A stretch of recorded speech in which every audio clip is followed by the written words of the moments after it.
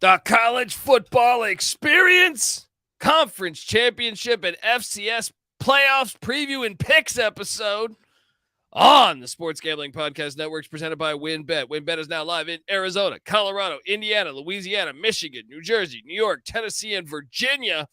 From boosted same-game parlays to live in-game odds, WynnBET is what you need to win. Sign up today. Bet $100.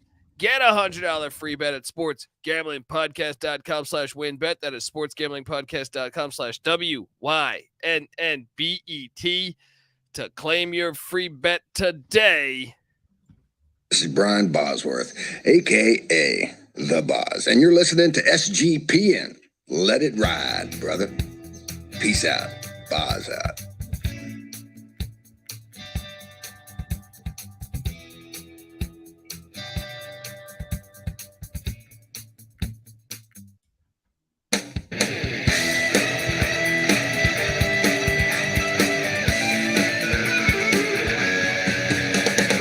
Yes, yes, yes. Welcome to the college football experience, Conference Championships and FCS Playoffs preview and picks episode. If you're wondering who the hell you're listening to, my name is Colby Swinging Database Dan, a.k.a. Pick Dundee. That's not a pick. This is a pick. He was raised in the land down under, where a man thinks on his feet, speaks with his fists, and lives by his wits. When Dundee happened, he was a superstar. I can't talk to this son of a bitch. I can't talk to that son of a bitch. I really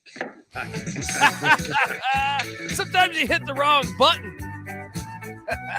Gotta live with it. Gotta live with it. That's how we feel. We can't talk to this son of a bitch at the time, but here we are. Yes, yes. Happy college football week. It's loaded slate all across the board. I am joined by my co-host, former JMU Duke defensive back. Give it up for the burrito eating, sideline kiss stealing, wheeling dealing, Patty C in the place to be. Hi-oh. He's the kind of guy that would drink a gallon of gasoline so he could piss in your campfire. You could drop this guy off at the Arctic Circle wearing a pair of bikini underwear without his toothbrush, and tomorrow afternoon he's going to show up at your poolside with $1 million smile and a fistful of pesos. There we go. Where are those pesos at, Patty? Where are those pesos? You'll be winning pesos. Quiet before I piss in your campfire with my gasoline piss. Third man in the booth. Give it up for he's back. Last time you saw him on the show, he was in Ysplanty or somewhere around Ysplanty. Give it up for the DFS god himself. Come play DFS with us this weekend. We tweet out the invite at TCE on SGPN on Twitter. Give it up for the rooftop IPA drinking, homebrew making, tobacco road living, the free lock giving, farmer Herndon Basketball League MVP. Give it up for NC Nick in the place. Boom. What's up, guys? Here, I'll give you some. Let's go. Let's boom. Football season doesn't just end here just because there's a smaller amount of games. We talk. Just turn it off. Yeah, we talk college football. Nothing year is round. over. Yeah, Nothing. yeah. There you go. Hey, where's my sound drop on that? I don't know where the hell I'm at. All right, but here I'll do this. It's easy to see a tide turn. Because the tide is turning. People are getting fired left and right. People are getting hired left and right. We got a lot to talk about, fellas, as it's been a weird day also for college football. I feel like Interesting news. Yeah, some news that Unsettling. we'll get there. I don't want to lead in with that. Everybody's got sources, just like the expansion talks. I mean, I've heard so many rumors about so many jobs and so many coaches are this close to signing, and then that doesn't happen. Yeah, I don't know. How does this stuff happen these days? Like, I don't know. Everybody wants to be first. They don't care about the accuracy of their reporting. they don't have any integrity. That's right? What's going on with this country? 5 feet nothing. 100 fucking tweets. I don't know. and you're hanging out with the shittiest college football news there is on Twitter. All right. I mean, me and Patty C already reacted to some of this news, but I want to, poke the stick here at NC Nick, see what he thinks of old. Well, first off, let's start with Matt Rule is the number. Well, actually, I guess I should open up with the fact Mickey Joseph, former Nebraska player under Tom Osborne and interim head coach, just got arrested.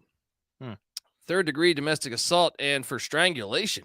When did this happen? Innocent until proven guilty, guys. Earlier this morning. Wow. So he beat his wife after I don't know that not it's getting his the wife. job. We don't know. It was a long season. Could have been a hobo. Could have been a hobo out front. Yeah. I mean, it's good. It's good they hired Matt Rule a couple days ago. Not that they were going to a bowl game. But, that's right, because now they can say former interim head coach. Yeah. And he was in the running for the job apparently. Matt Rule is the head coach of Nebraska. Nick, you are in the great state of North Carolina where he turned those Panthers into a dynasty. Something like that. Yeah. But guys, we've seen this before. I mean, just because a college coach doesn't have success at the NFL level doesn't mean he can't come back and have success at the college level. It's entirely different, a different game basically. So I think it was a good hire. I think you've been a little critical, Colby, probably unfairly. I mean, what if you take away his years at Carolina? What if Nebraska hired him right after his 11-3 season at Baylor? I think we'd all be saying good hire. I wasn't critical. I actually thought it was a better hire than the other Big Ten hire. Really? Yes. I think Luke Fickell's a great hire.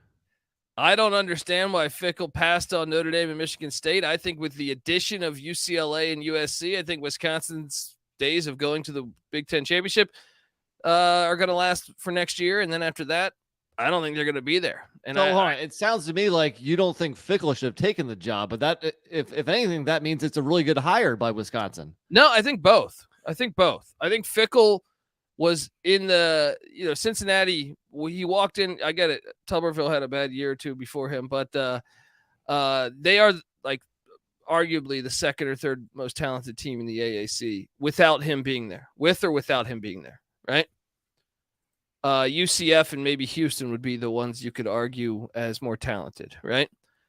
So to me, he came in, he did great things. Like there's no way anyone can say he did a bad job, but I do believe it's a different animal when you go up to the Big Ten now. I was going to have my doubts in the Big 12 next year when they joined. I thought, you know what, they're probably going to struggle. So I still think both hires are good. I think both hires are B to B plus range. I think Luke Fickell will not be at Wisconsin in 5 years. Do you think that'll be due to him being let go or him taking the Ohio State job? No, I think let go because I just think there's too many good coaches. And to me, I think so if you're adding UCLA and USC,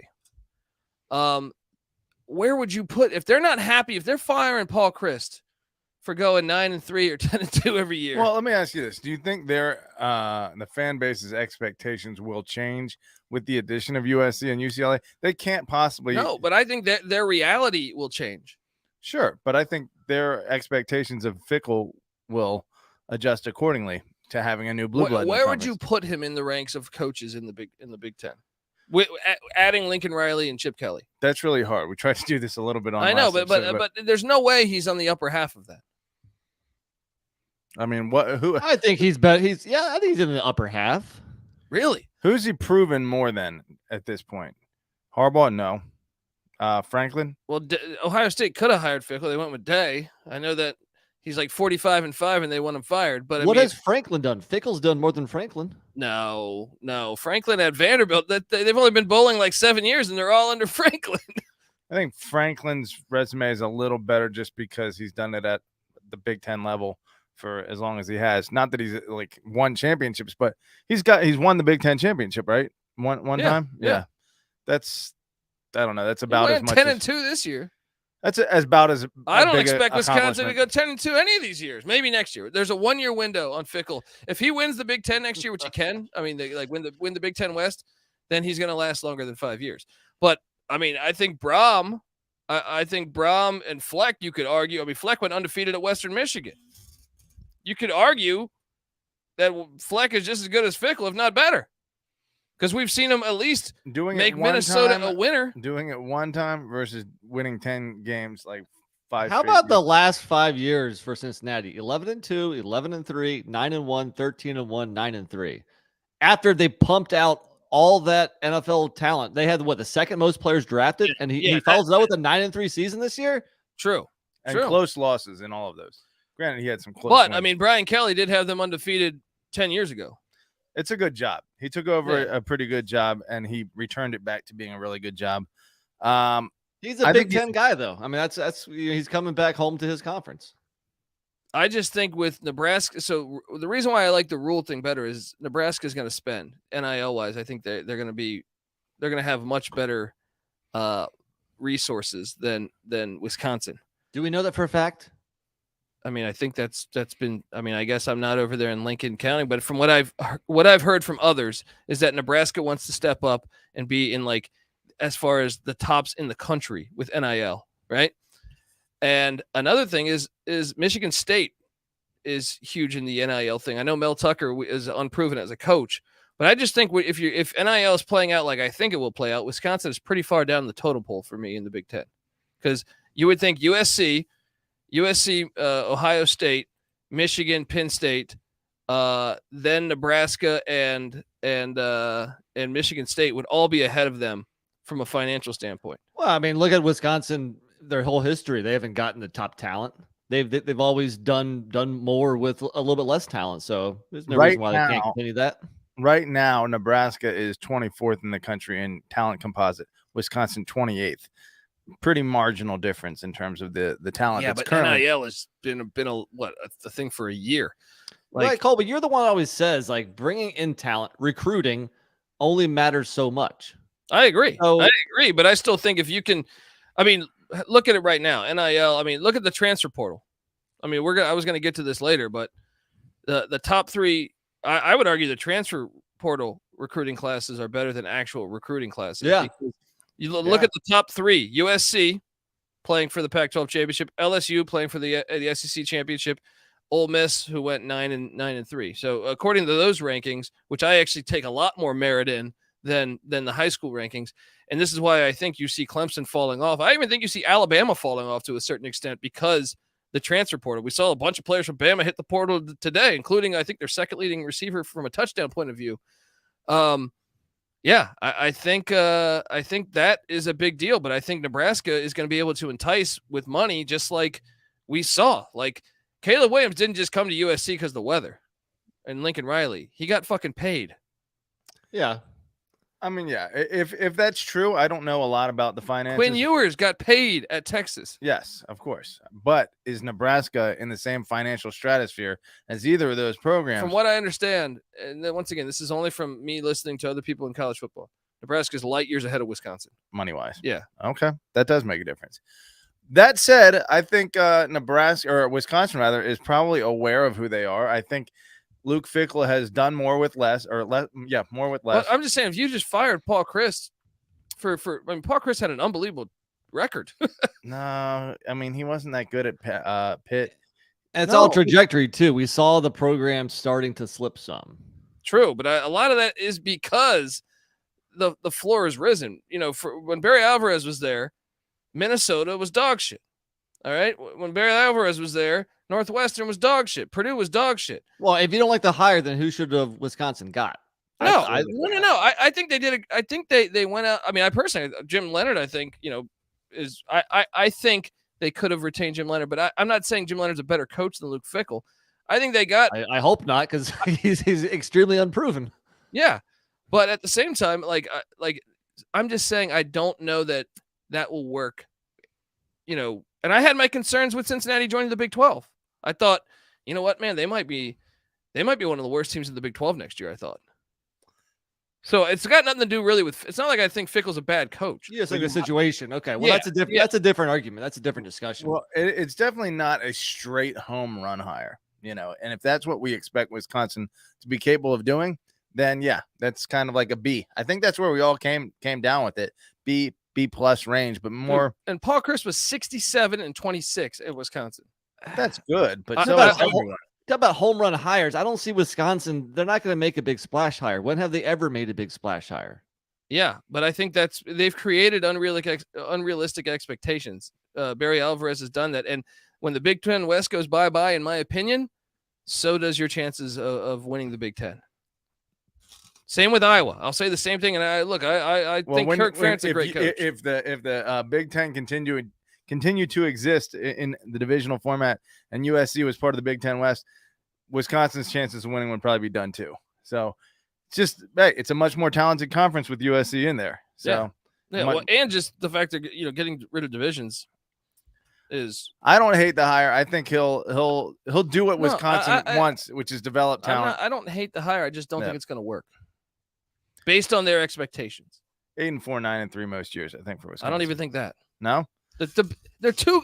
Everyone else is the same. That's the problem. Minnesota is bringing in just as much talent now as Wisconsin. Let me tell you what PJ Fleck doesn't have, right? PJ Fleck wasn't a wrestler in college, right? He's not going to coach the big wide receiver in college. Yeah, he's going to do his little rinky-dink shit, right? And Luke Fickell's going to develop the trenches, and Wisconsin is going to bully for victories over Minnesota for most years. You want to make a wager on this? Let's do it.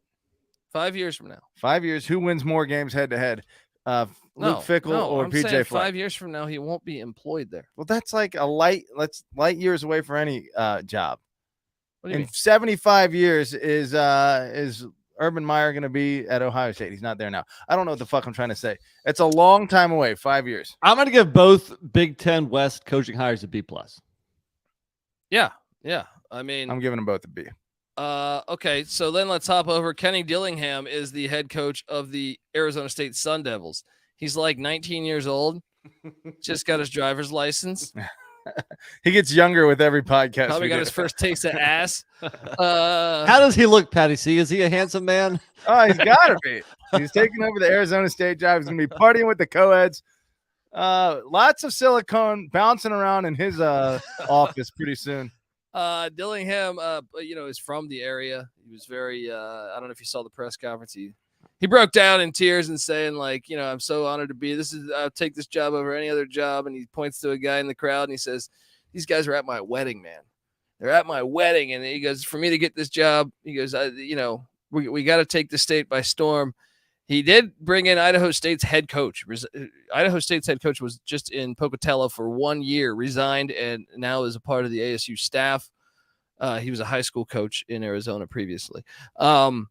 The gung-ho regional hire, that works out sometimes. It doesn't other times. What do you give that one there, NC Nick? So hard to say, man. I can't lie here and say I'm very familiar with this Dillingham fella. I like his energy. And if he has that much love and passion for the university, that can only be positive. So I guess I'll give it a C+. Yeah, I think this is the biggest mystery card. For sure. Well, there might be one more that just added last night. But that's well. Yeah, we'll get to that one. Hang on. I want to ask you about Hugh Freeze to Auburn. You gotta love this, and I forgot about this angle here. So Hugh Freeze, Auburn last season, their boosters, were not happy with the Brian Harsin hire from the start. Never gave him a fair chance, if you ask me. They created a lie that he cheated on his wife, which was not true, and then hired a coach that has cheated on his wife. You gotta love Auburn. Yeah. They hire Hugh Freeze, who has cheated on his wife. Well, this whole situation too, like the sources thing, like we all thought it was Kiffin. That was a done deal, right? Yeah. It's just ridiculous, but I think we all agree it's a good hire, right? Yeah, it's a good hire. Yeah, I think it's gonna work. I think it's gonna work. I did see one hilarious tweet that said, they're going to give him over, or they're going to entrust Hugh Freeze with the Auburn football program, but they're not going to trust him with his own Twitter account. That was amazing. He's like, how old is Hugh Freeze right Give now? this guy $10 million a year, but no, he can't be on Twitter. It's like, yeah, you're trusting him in front of the 90-man roster of 18 to 22-year-olds, right? He's 53 years old. He's 53 years old, and no, you can't. You got to every day you come into the office, it's like going through airport security. They check if he has a Twitter account. They're like, you have the app, you have the fucking app, dude. You got to delete that. And was his Twitter? I mean, like, what did he do previously on Twitter? He was DMing. So a woman at Liberty, I believe that was involved with a sex scandal there. Well, he DM'd her, is talking shit, and it's I did see that. Yeah, he can use the gram to do that, right? There's workarounds, all right. There's enough social media platforms. Even more hilarious, he's like, "I've paid my dues" on his press conference. From he goes, "I paid my dues." Look, everyone makes mistakes, and it's like, well, which one are you talking about, though, dude? You talking about the Ole Miss one? You talking about what happened at Liberty? You know what I mean? Like,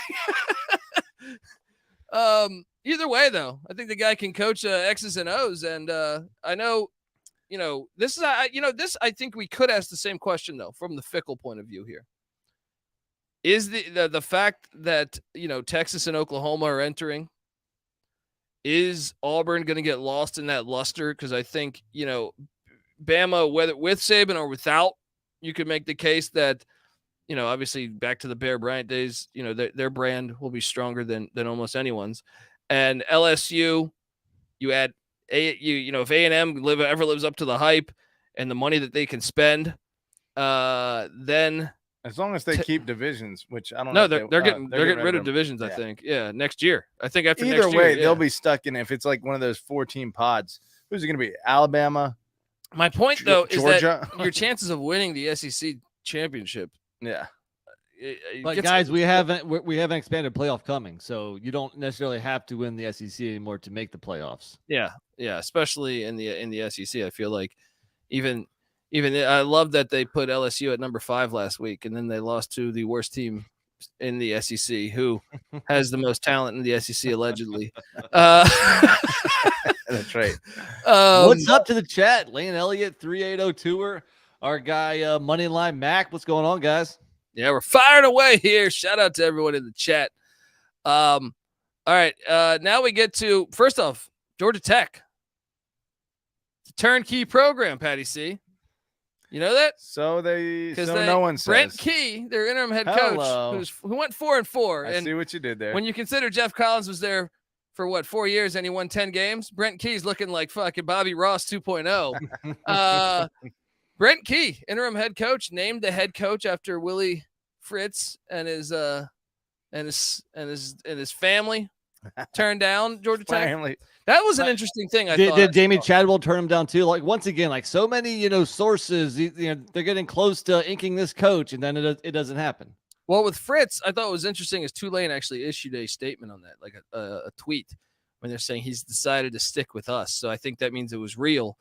But I think it was Pete Thamel tweeted out something that was interesting, because he was saying that a lot of Group of 5 coaches might stay at the Group of 5 knowing they have a playoff berth instead of going to Georgia Tech, where it will be harder to get there. That's what I'm saying. This playoff expansion, we've been saying this for a while, is the countermeasure to super conferences. You know? It's almost like Cincinnati and UCF and Houston probably should have stayed put. Yeah. Exactly. I think that gauntlet's going to get so much harder now. If it's 6 automatic bids and you either have to go through the Big 12 or realistically probably the American would have been the top conference then. Yeah. All you'd have to do is win the American most years and you're in.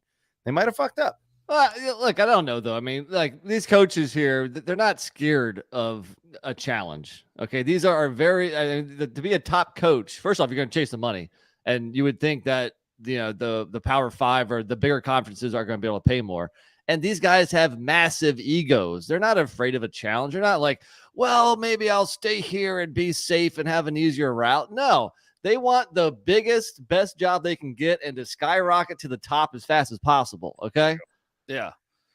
And there's more cachet and money in those conferences. What do you make it? So Brent Key played at Georgia Tech under George O'Leary back in the 90s. I kind of like the hire. I trust this one more than Dillingham, even though Dillingham could really work out. I mean, what's better here, continuity or starting from scratch with, I don't know, or like some fresh blood? I don't think continuity does much in. Well, Georgia if he just Tech's went favor. 4-4 though, with 12 games, he probably would have went 6-6. They end up in the Chimichanga Bowl. He's coach of the year. They just won a bowl game. Probably sad state of affairs in Atlanta. I wonder if they rang Paul Johnson. Probably not. I just feel like this. I mean, this is just an average hire. Georgia Tech is going to be stuck in mediocrity or worse for the time being. Well, I think that's another thing we got to factor in here. And we saw David Shaw step down at Stanford is in 2022-23 college football. I know, to me, I think it might be one of the things with Colorado hiring Deion Sanders. Deion Sanders, wants to bring, I think, a lot of his talent from Jackson State. And Colorado's doesn't really accept many transfers because of their school. So, like, right now, you look at Northwestern, 1-11, didn't even win a game in America. Stanford has totally lost, their edge. You look around at those. The nerds are becoming nerds again. Well, yeah, I don't think they're gonna. They have to change their ways. Like Stanford. How much do you want to win? That's what it comes down to. Yeah. How much do you want to win? Stanford though, like their players can't even get into grad school there. So even when they graduate, they go elsewhere because they're not allowed to go to the grad school. They have to change a lot. Like Stanford, Northwestern, those schools toughest. Really have to change a lot. But what about Duke? Duke made it work. Mike Elko. A home run hire helps. Yeah. So Stanford, they said, is interviewing the Ravens offensive coordinator who was with Harbaugh at Stanford, Greg Roman. That'd be an interesting get there. If they bring him to the farm. I take Roman, and it gets me excited. Hello. We got to talk. I want to talk about more of the coaching rumors, but UAB made a hire last night. They said, you know what, Deion Sanders, I know these former players that are just getting jobs. Jeff Saturday, you know what? At least this guy was coaching high school though. They hired Trent Dilfer out of the fucking blue. Out of the blue. They were talking about Skip Holtz. Trent Dilfer. Maybe this works out. Maybe it doesn't. But, man, I mean, I had a list of 10 possible candidates. Trent Dilfer was not anywhere close to that. This is one where we will look at this athletic director in one of two ways, or whoever made the hire, the president, the athletic director. I mean, if he knows something that we don't know about Trent Dilfer and this turns out to be a great selection, then fucking give the guy credit, because it is not, and no one has confidence in this right now. I'm intrigued. I was a bit shocked. Most of the time, this doesn't work out. Yeah. I just thought maybe you start out for Dilfer with an FCS, maybe. Right. You go right into like a program that goes bowling every year. Yeah. Most of the time, this doesn't work out. You could argue Deion Jackson State is a big difference in UAB. That's working out pretty well. Well, and they were in desperate. Jackson State was in some desperate times. Right. I feel like we see this more in college basketball, and it hardly ever works out in college basketball. There's like the Isaiah Thomas hire, the Clyde Drexler hire, the Chris Mullen hire, the Patrick Ewing hire. Most of the time, it doesn't work out in college basketball. I have my doubts if it's going to work out here at UAB either. Yeah. Who was the guy that Ed McCaffrey? Ed McCaffrey didn't work out. There you go. But then you have Jim Harbaugh. But that was different because he was coaching. I mean, he started at San Diego. Yeah. FCS level. Well, that's what I say about Deion. Like, that's what I respect. And that's why I thought Harbaugh's comments about, about like this comment right here. Sometimes people that are standing on third base think they hit a triple, but they didn't. That was last year after Ryan Day said they're going to score 100 on him when he beat Ryan Day. And I thought it was accurate, because here you have Harbaugh, who not only was a former player, but then he went and coached as an assistant with the Raiders, then started at San Diego in the Pioneer League. Right. Paid his dues. I mean, then worked his way up through Stanford, and then, he's proven, and obviously, guys, did take Michigan on the money line there. How about that? Cheers, buddy. Can we talk? We're only a half hour in before Colby's first tout. Damn right, the whiskey. You know what it is I got halfway through, man. What are we drinking tonight, guys? I got some whiskey from Iowa, I think.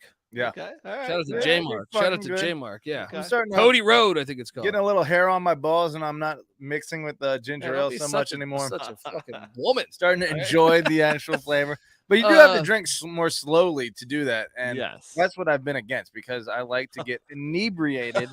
This guy sits here and he nurses fast as his humanly possible. That's right. Well, guess what? I got to do fucking ad reads, and if I'm sitting there going, "We're sponsored by Get Roman," I can you get know, away like- with that. I know my role here. But what do you grade the Dilfer hire? D. I think C. I think you got to put in the Dillingham situation.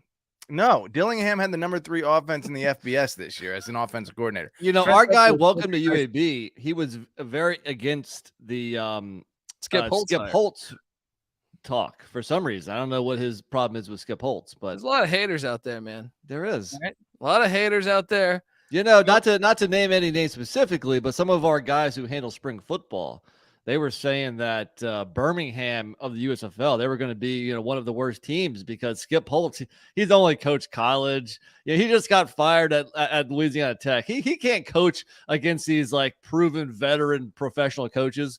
Well, what did Birmingham do? They won the whole fucking thing. So I don't know. And how, let's do a quick check on how Louisiana Tech's looking. By the way, Yeah. would they go 2-10? 2-10? I mean, are we something just like going to dick around this whole episode? Or are we going to get into picks or something? No. We have a lot more to talk about. All right, let's All get right. to it. And remember, there's only like fucking 14 games or something. true. So Got a little time to burn normally here. we're working with like a slate of 150 games. All right. Well, I mean, it is okay, guys, if we don't go all 3 hours tonight. Okay. No, we have guidelines. We have fans. I know I get DMs all the time. Can you please do an 8-hour episode? So David Shaw steps down. Nick, who do you think Stanford should go for? You think get Roman? Well, Greg you know what Roman? was intriguing? I think I heard you mention on one of the other shows was the Sacramento State head coach. Troy Taylor. Yeah. Yes. Yeah. Yes. I think, dude, that more often than not. Well, first off, Stanford hired Jim Harbaugh from San Diego, like we just mentioned, of the FCS ranks.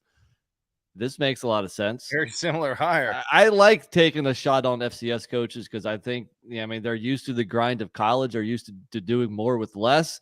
And they know he obviously knows the lay of the land of Northern California. So, yeah, I like that. That makes a lot of sense. I like it. Number 2 in the country. And hosting the Richmond Spiders this weekend. We will see. We will be picking that game in a little bit here. Other news. So there's still speculation. It seems like Deion Sanders to Colorado still. I It's think not gonna happen. Not gonna happen. You're wishing for this. I don't know. I think a lot of people are saying. It's starting to lean that like way. I said, think. I was not to bring up Thamel again, but he said that's where he thinks everything will settle. The fact that there's not many other jobs, P5 jobs that are coming calling for him. My sources are telling me, and I have no fucking sources. I just don't think it takes Your it. source is some guy at the in the produce section of your fucking grocery store, right? Well, wigwam or whatever the fuck you call it. What Deion doesn't have to take a job this year, guys. True. If I'm him, I'm not just grabbing the first one. I want the right fit. Yeah. But you know what was interesting was hearing him talk about it. Thamel was saying that he's talked to athletic directors that said they don't want anything to do with Deion, right? And they've heard other athletic directors say, yeah, we'd love that chance because and you saw it, I think, with him in the press conference saying, has Colorado talked to you? And he was honest, but most coaches aren't honest there. Deion Sanders is like Donald Trump. Like Prime Academy is like Trump University. Like and they are fucking where you go with they're this? dead honest. They'll tell you how it is. They're like, yeah, fuck yeah, I'm getting interviews. In a strange way, I think I see your point. I think I see Yeah. your point in a strange way, Patty. He's their what do they call that? Cult of personality types, and Well, hopefully he doesn't pull a Trump and try to rival the NFL on Sundays. Hopefully he doesn't convince the Pac-12 to go to Sundays, even though shit. If you put it on national TV, I think more eyes would probably be on it than the Pac-12 network. It's true. What else do we got here? We got UNLV fired Marcus Arroyo. Have you heard the speculation on who they are gonna? I have not. Bruce Feldman reporting one of their top candidates, Gary Patterson. He's familiar with the Mountain West. That Perfect. would be a very interesting hire. Good hire. I mean, as long as he's willing to put his country music career aside. I was assuming it was like the deal that Elvis had. Yeah, you get at the Hilton there. You know, you give him the what's that called? The you get 3 shows a week guaranteed. Yeah. I forget what they call that shit. It's like the ambassadorship or something of that variety. Where you're just vacancy? I don't know. No. A residency. Yeah, you get the residency at the fucking Hilton and then or the Bellagio. The hits. Yeah, right? and then love ain't nothing but a 3-3-5 defense. I love it. Also, Cincinnati. You see Cincinnati. I saw speculation. Obviously, we heard Matt Campbell and Tom Herman, but Brian Hartline has emerged. Good. You know what I didn't realize before? Jesse Minter's dad, Rick Minter. Yeah. Was the leading all-time wins there. leader at Cincinnati until Fickle came in. I used to watch him when Rick Minter was there. Yeah. I feel like that's a really natural candidate for the position, given that Michigan is going to the playoffs most likely, and he's their D coordinator just up the road. I heard rumors about Deion to Cincy. I didn't hear that. I didn't hear that one. Give me that. I heard South Florida. Dude, potentially for if Deion. you're Deion, so I was all hypothetical. Do you take Colorado or take Cincy? I take Cincy. No. I take in the Big 12 and a conference on more stable ground right now. There's the Big 12 wants Colorado. 6-1, half dozen the other.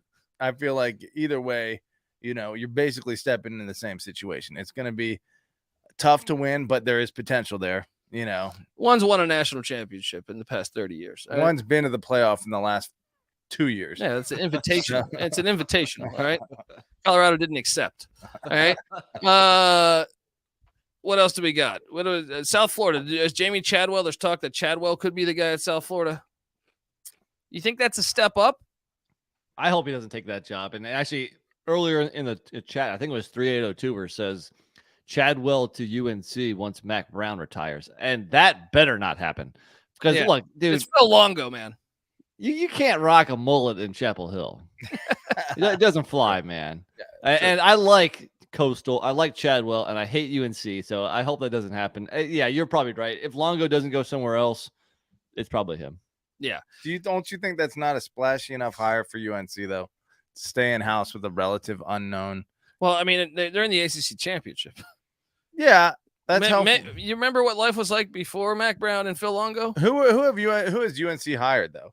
I mean, Larry Fedora. Fedora, was he super well known prior to where was he? Butch Davis. Davis. Yeah, he was a pretty big hire. Name. Yeah, they should have just doubled down. NCAA would have done shit. Well, the problem was that UNC wasn't quite willing to really succeed in football back then. Yeah. They weren't willing to do what it takes. Now the writing's on the wall, and they're like, "Oh shit, right? We better succeed in football." Right. Texas State. They said that job's open. We'll see where they go. I was surprised Philip Montgomery at Tulsa got fired. Nick, were you? A little bit until I saw his record. Over 8 years. 3 years ago, they were in the AAC championship. Yeah, but I think he's been there 8 years, and like I don't have it in front of me. If like Patty wants to pull it up, yeah. But, I think his record was below 500. It's Tulsa. That's the lowest enrollment in all of college football. All right, Steve Largent. Steve Largent's not walking through that door. Everybody wants to win, man. Drew Pearson's not walking through that door. That program needs some energy though, because like I said, the stands are always empty. Like something needs to happen there. Dude, go to the city of Tulsa. The city's empty. All right. I do believe they did have a losing record under his watch over the hard to pack a stadium when there's 13 people in your city. Right? Hard job. I do think he's a solid coach, so he'll land on his feet somewhere. Well, let me push back on you. Crackthorpe, Graham, they all won. Even Blankenship won more than Philip Montgomery did. Okay, but I'm just saying weren't there for as long. That's a little different, man, because they were in the WAC. They were like now you're in the AAC, and to me, you went to the championship game 2 years ago. Cincinnati, your competition's leaving. Cincinnati, Houston, and UCF. Guess who else has been to the AAC championship? Just Temple and Tulsa. Yeah, well, just because you're playing shitty competition doesn't mean you should keep a shitty coach. He's not a shitty coach. No, I think he's a decent coach. But there might be better coaches out there. We'll see. You remember, you're the smallest enrollment, and you're in the middle of fucking nowhere. All right? What else do we got? Western Michigan fired Tim Lester. NC Nick was up there at Waldo's trying to get a liquor pitcher. Turns out they were dry. They weren't open yet, man. What the hell? What kind of shit is that? You show up to a bar at noon. So It's like, no. The game was at was like Jim Carrey and Dumb and Dumber. He showed up at 10 in the morning. The bartender's like putting the stools down. Yeah, you're right. Dude, we're not open. We're not open for 2 hours. The game was at noon, so I showed up at like 10:30. And apparently, you can't get a liquor pitcher at 10:30. Yeah, Probably because college kids don't wake up until like 3 in the afternoon. No, that's still bullshit. State of Michigan. It's like when I went to visit NC Nick in North Carolina. We go to a restaurant. I order a Bloody Mary. They're like, you can't have it until like 1 p.m. And I'm like, what? It was noon. What's the point of a Bloody Mary? No one's going to order a fucking Bloody Mary at 5 o'clock at night. That law has been changed. Thank you very much. Progress. Is that Heath Schuler? Oh, I voted for Heath Schuler, right? He's in Tennessee. Oh, okay. I thought he was in North Carolina at the time. No? I think he was. All right. Well, that's the coaching stuff there. What would be the biggest home run left? Urban Meyer, I don't think he's going to Cincinnati anymore. The Cincinnati beat writers have said that that's not going to happen. Fucking idiotic. What are they afraid of? He's in a Cincinnati bar with the finger up an ass, you know? Look, every coach in America is doing that shit. He's just the one that got caught. Hugh Freeze just got hired, right? Yeah, that's true. Who are you, Cincinnati? Yeah, Hugh Freeze is sought after. What good? I put this on Twitter. What good is having a fucking alma mater if they won't hire you after you've gone through a little turmoil? You know, like this is not a little dust up at a bar. What? I mean, that's really nothing. His previous shit is much more. Some little dust up with that asshole. Right? Hopefully it wasn't too dusty. Oh man. Neil Brown, they doubled down on him. New athletic director hired today, but says Neil Brown is good for this next year. That's surprising. But Bryce Ford Wheaton, his star wideout, says, I'm out of here. He's going to the NFL draft. There was a Joey Porter Jr. also went to the NFL draft. Jacob Copeland, the wide receiver from Maryland. But I was surprised to see that Penn State offensive tackle, who I think they had projected as the third tackle in the draft, out of Gonzaga High School in Washington, D.C. Ulu Fashunu. I don't know how to pronounce his name. Either way, he's coming back to Penn State. NIL deal. Hell yeah. Bling, bling. Gotta like that. We see it with Drew Timme. I know, Mark, I know Tulsa has 1 million people. I'm just saying when I went there, when I've been there a few times, it's been a fucking empty town. It's not supposed to be like the most wealthy. I don't know if that's true. I don't think it is. Yeah, I think Tulsa's seen better days. I've been to Tulsa. I'm no expert about Tulsa, but I've been to Tulsa twice, and most recently, like in the past year and a half.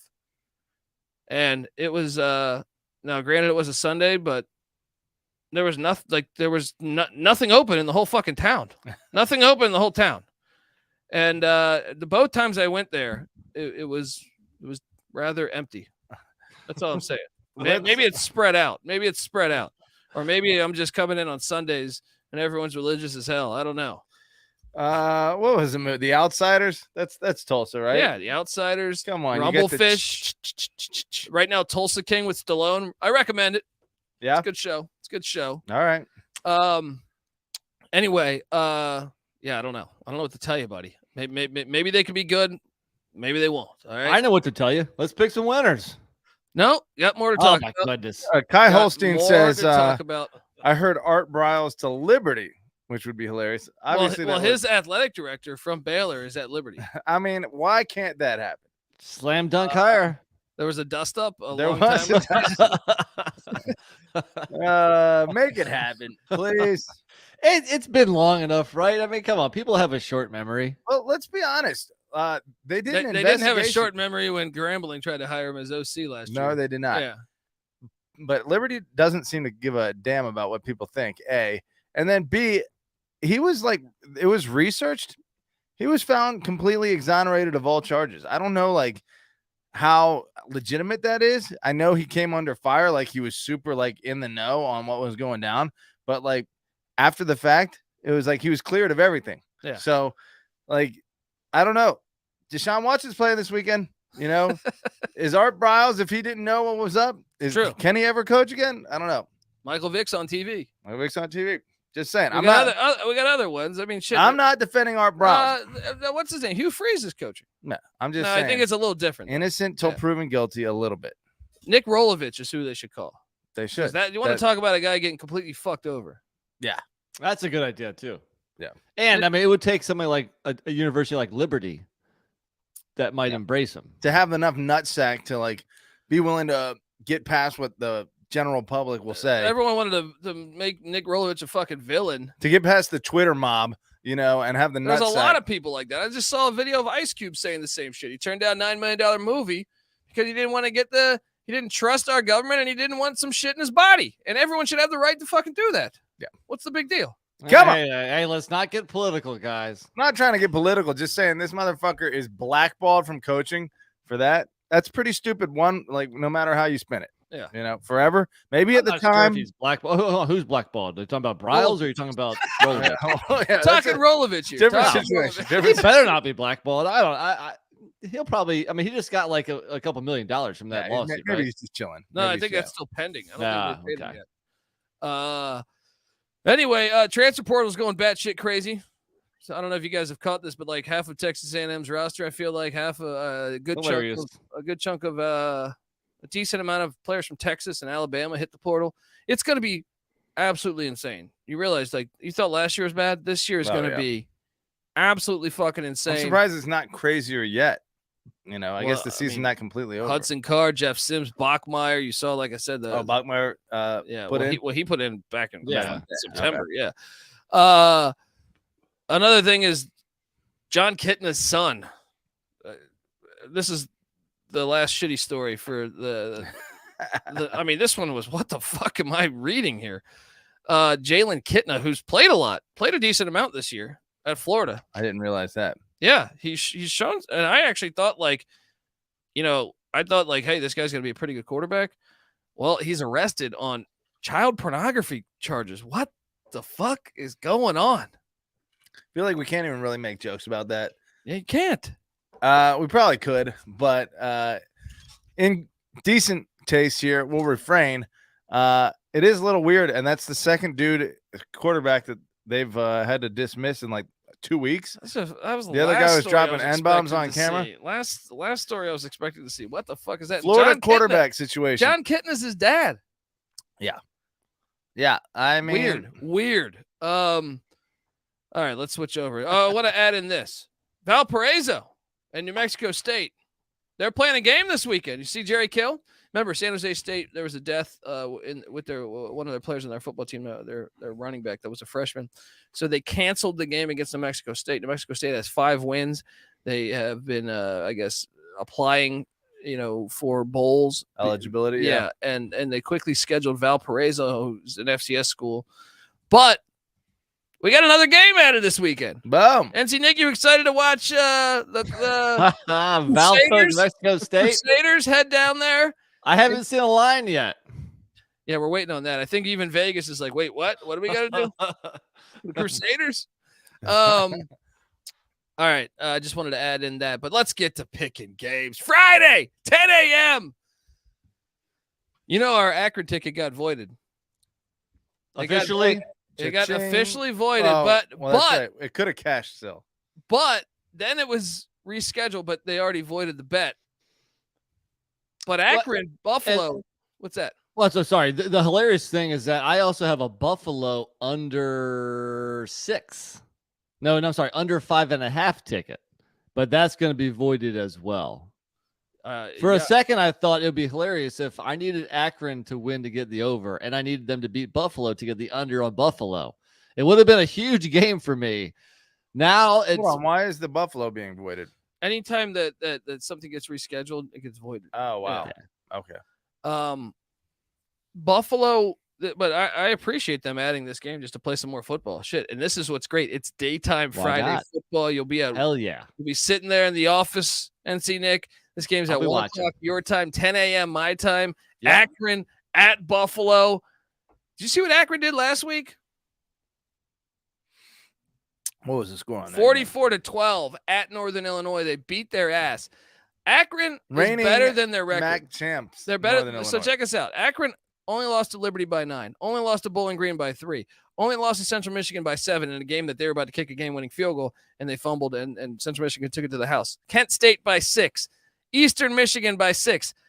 It's easy to see a tide turn. I'm telling you. What did they say? What did Bowden say? Lose big, lose little, lose close, win close, lose them all. win big. They are transitioning right now from lose close, and then they just went win big. They just skipped win close. And guys, in the process, Akron has moved into the top 20 in passing attacks in America. Yeah, Jeff 19th. Yeah. So I mean, does that tell you how good of an offensive coach Joe Moorhead is? He has Akron as a top 20 passing team in the country. You serious? Dude, I was thinking about this. That's why I think we should get rid of Mike Houston. And I know we just touched on this, but now everything is wide open. Like, okay, if we're moving to the 12-team playoff, which we're definitely moving to, it just matters when. If that's 2 years from now, with UCF, Houston, BYU, and Cincy all gone, who would you say is like the top 5 teams? In the group of 5? Yeah, that would have a chance for that bid. I mean, like to me, if I'm a school in the MAC, if I'm a school in any of these conferences, you're sitting there saying, hey. You still look at Mountain West, American, and Sun Belt first. Boise would be number 1, right? Sure. Or San Diego State, or whoever wins Fresno the Mountain State, West. Yeah. And then you're probably looking at whoever wins the New American. ECU. With or without their current coach. I'd like to make a field goal next year. And then the Sun Belt, and then the Conference USA, and then the MAC probably. So, but yeah, I mean, there's hope, I guess. If you could be like the Western Michigan team from the row the boat team, they could have got in that year potentially. So sure. Patty, what do you think though? I mean, like Tulane, obviously with Fritz coming back, would probably be up there as well. He's building something down there. But it's wide open. Like, who could be? I mean, I think not the American, the group of 5. Oh, the group of 5. Like, it's just Boise and Fresno. I think would be the top 2, and then after that, I don't know where you go. What's going on over there? I thought he was choking on something. Yeah, no, I'm just talking about 47-7 on the last game. Choking on a Duke. NC Nick hasn't. Right. NC Nick, do you have a comment about your boys down there in Conway only putting up 7 in Bridgeforth? Well, I mean, look, Big Bird wasn't there. Apparently, they might have been resting other players. Excuses? Yeah, I mean, freaking JMU comes in and they beat App and Coastal. Damn it to hell. So look, Akron's getting 11.5 at Buffalo. I'm on the Zips, and I don't think it's a crazy idea. I do not think it's a crazy idea to sprinkle a little bit plus 340 on the money line. What are you doing here, NC Nick? It's not a crazy idea. I mean, Buffalo comes into this game, I think losers of 3 straight, I believe. Yeah, 3 straight. I will say last year this game was 45-10 in Buffalo's favor, but a lot has changed since last year. So, yeah, I mean, look what Akron did last week with Undercuffler throwing for 303 touchdowns, with the running back Cam Wiley going for over 100. Akron is getting better. I'm definitely taking the points. It's not crazy to do a little sprinkle there. Sure. I mean, how about we only have a short slate, so if you're gonna lock, I talk about it. All right, one question though, we got to look at weather. I thought I did a check the other day. Let me double check on this. The superstorm is gone, right? Yeah. I'm seeing. Oh no, it's Friday. The game is Friday at noon too. It's not a night game. Yeah, so it's gonna be cold. It's gonna be windy, 18-mile-an-hour winds. 48, low of 45. 48's like a nice spring day in Buffalo. That's not bad at all. That's not bad. Give me the points in the Zips. Agreed. Patty, what are you doing here? Let me tell you about that stat you just rattled off, Nick. Akron may be 6th in the nation. Well, they're 6th in the nation in passing attempts at 41.4 per game, but they are nowhere near the other teams that are passing that much. They only have 1.2 touchdowns per game passing. You got to remember, he started game 1. It's a different team right now than game 1, just like Lance Leipold last year at Kansas. Buddy, you can't tell me this team has come a long, long way. When they lost, no, they have come a long way because they almost what they have, like 6 losses? They by had single lost digits? 9 in a row before last week. Okay. Maybe Northern Illinois, maybe that was an upset. Maybe there's a little bit of recency bias going on with you two right now. No. And maybe my guy, Linguist with Buffalo, a Duke, a former Duke, is going to get it done. You're laying the points? I am laying the points. Oh, what an idiot. To be clear, my stat was passing yardage per game. So, yeah, All if right, you only well, get so- touchdowns, they might not be top 20, but passing yardage per Here, game. let me pull that up. Passing attempts, they're number 6. Passing yardage, they are number. Why isn't that? Where are they? 19. number 19. Buffalo is playing to make a bowl game. Passing True. attempts, they're number 19. Passing touchdowns or passing yardage, they're number 19. Passing touchdowns, they're number 103 in the nation. Dink and dunk. That's Joe Moorhead's game with Akron right now. Well, they're gonna cover this. Sprinkle some on the money line later on Friday, 4:30 on the way. I wish they put this at like 1. Come on, spread out this Friday. Give us Akron, Buffalo, then bleed that into North Texas and UTSA. Unfortunately, this is in a dome because UTSA won the regular season. But this is a chippy rivalry. And North Texas, their athletic director just got hired at West Virginia today.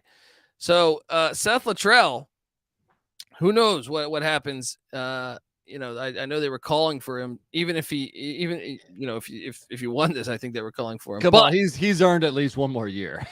Yeah. North Texas. So you guys remember what happened last season, right?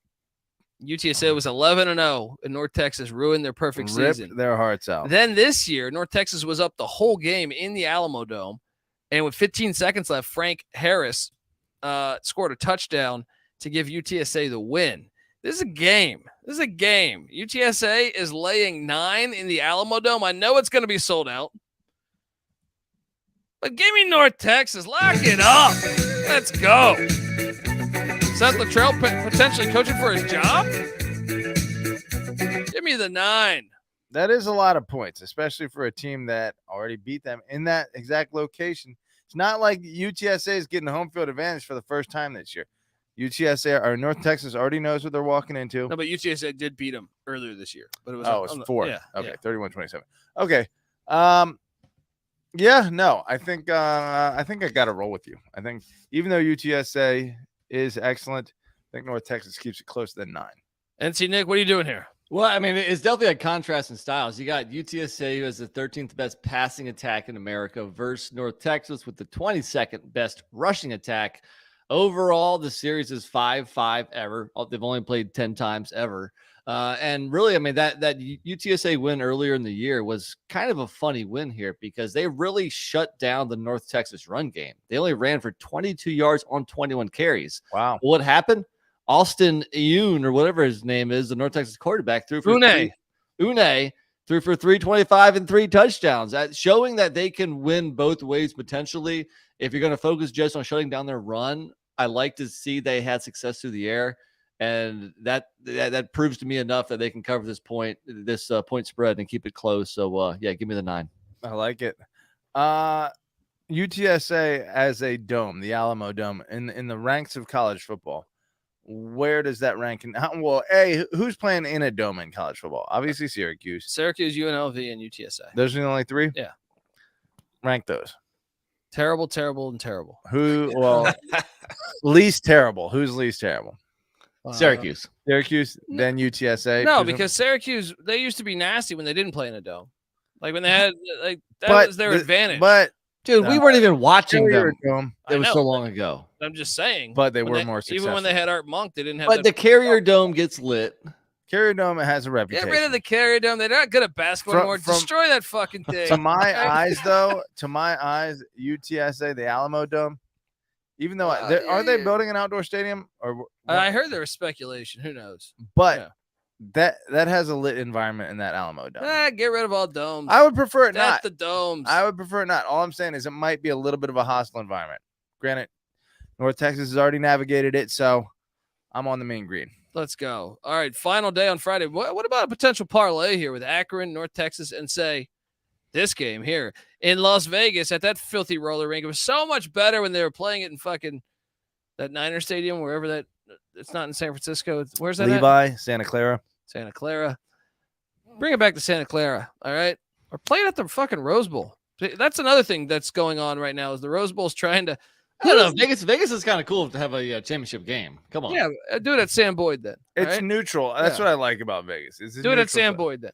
And it's just fun to have it in Vegas. I mean, so do it at Sam Boyd. Sam Boyd's got grit.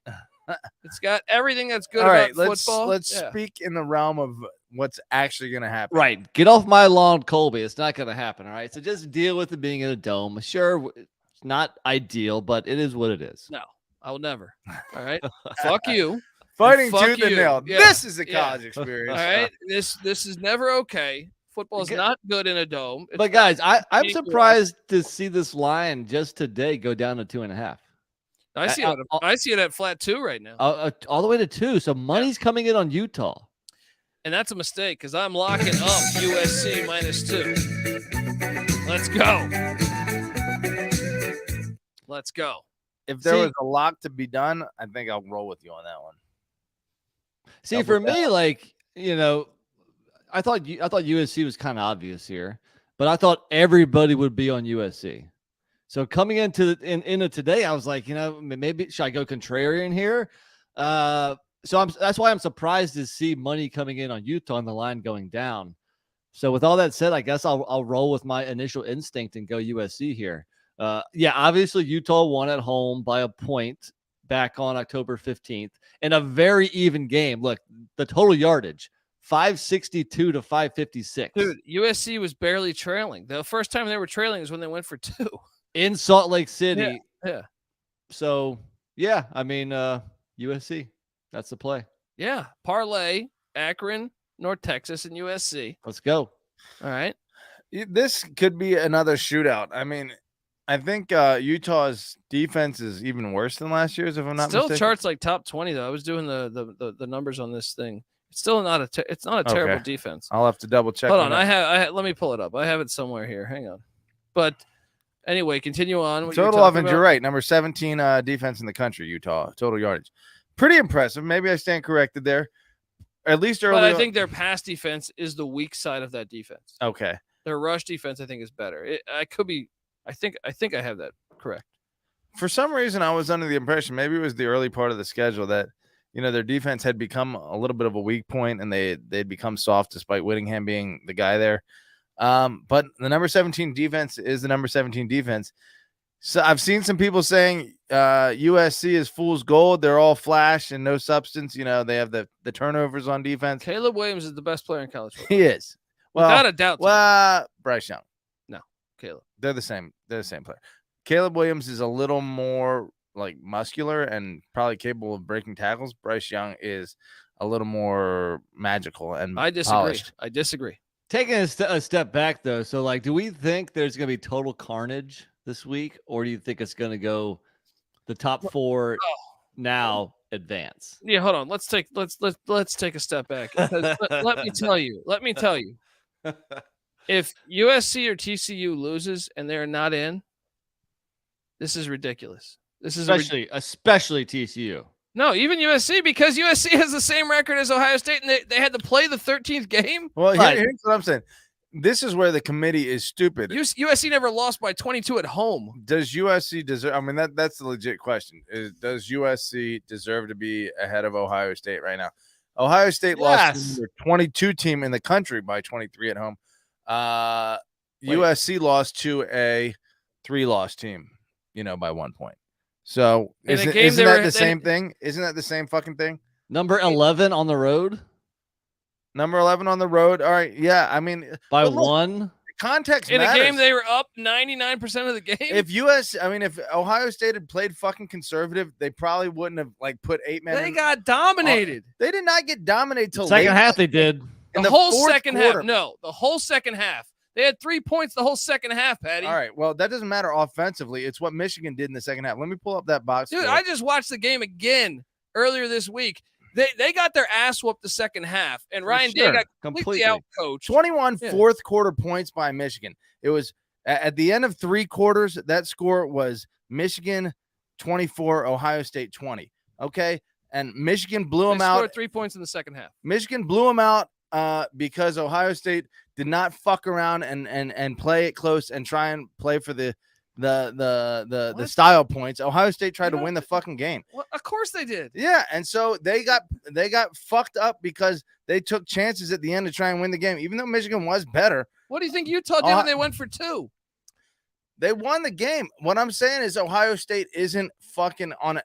If you played that game 10 times, Ohio State wouldn't lose to Michigan by that much every single time. It's pretty easy, guys. If you don't win your division, you don't. No. It's pretty easy. It's pretty easy, guys. I hate Ohio Michigan State. was out there without their best defensive player and without their best offensive player. Where's your answer for that? Who's their best offensive player? Blake Corum. Well, how did the dude that filled into it for him do? And even he had a fucking cast and the dude who was there the year before Blake Corum, how the fuck did he do last year in that game? Pretty damn well. What did Blake Corum do last year? Fucking nothing. Because that's a position that anyone could step into and dominate, and that's what happened this year in the fucking rivalry. Blake Corum did not fucking matter in this game. You lose by 22 at home, you don't deserve to be in a 4-team invitational. Well, look, I feel like I have to drop an F-bomb now, too, just to even it out. So, for both of y'all, look, if you don't win your division, you don't go to a 14 playoff. Period. Yes, period. 100%. I've always said that. Look, I want USC in over Ohio State, and I think they probably deserve to be. I'm just saying it's not super cut and dry. What do you mean? I would put it like here. I would put USC. I completely disagree. Slightly. Well, the fact that USC has a better resume overall. That's what I'm saying. What are you? The question is, if they lose, then they become a 2-loss also, and then it's a little bit closer. But they played USC. one more game against totally a top agree. 20 team. Yeah. Totally agree. But the real travesty would be TCU if they lose and become a 1-loss team. And they will. They will put Ohio State in over TCU. Dude, if they put, I'm afraid so. I mean, it's already ridiculous. It's the worst.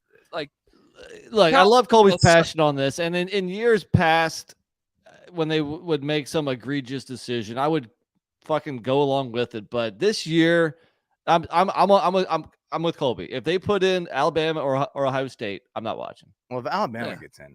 Good. I say that now. I'll probably still watch, but yeah, I say that every year and I still watch. But it's just ridiculous. Like they shouldn't even be. It shouldn't even be honestly, we already have the 14 playoff.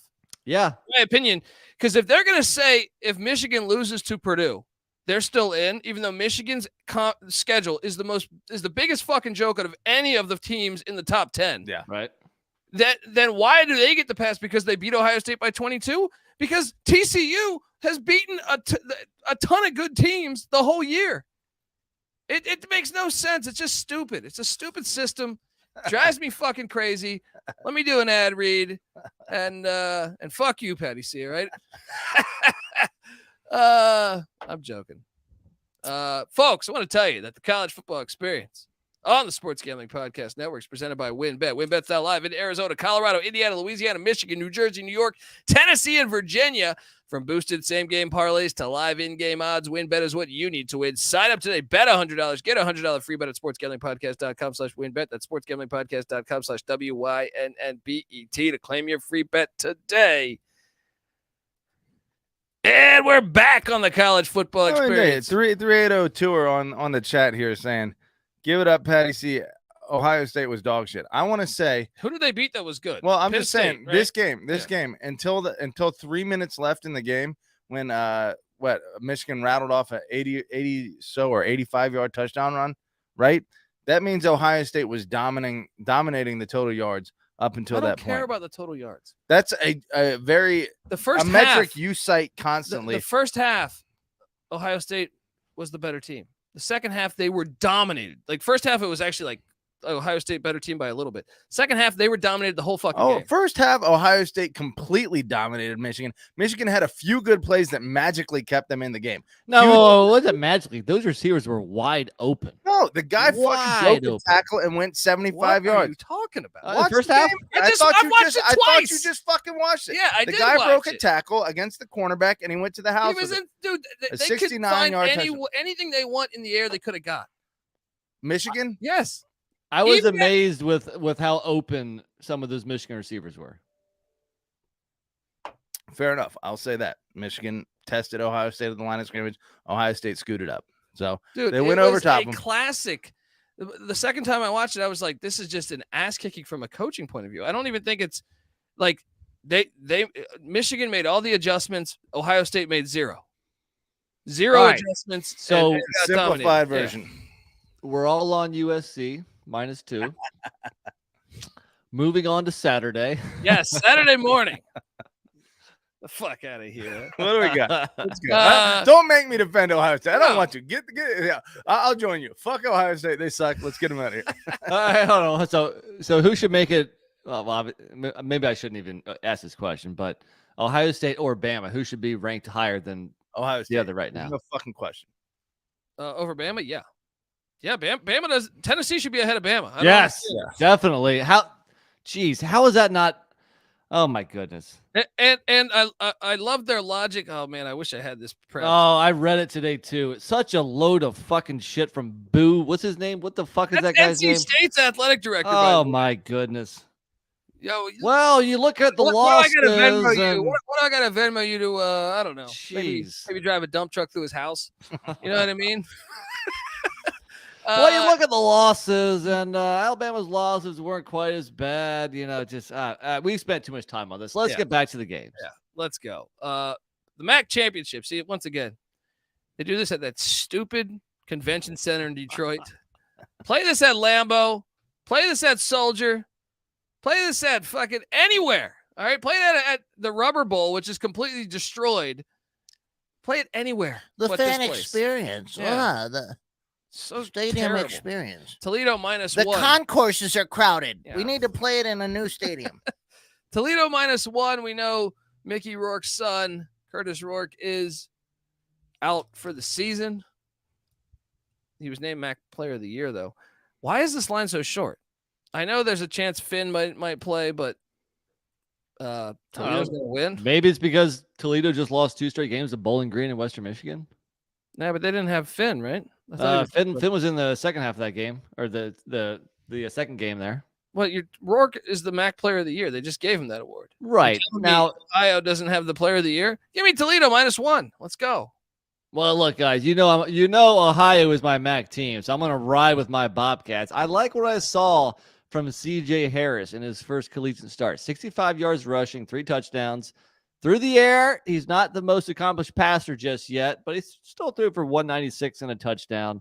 So, no, I think people have been sleeping on Ohio all year. There's a reason why they're at 9-3 overall, 7-1 in the conference. They're going to take care of business here, even with their backup. Go Bobcats!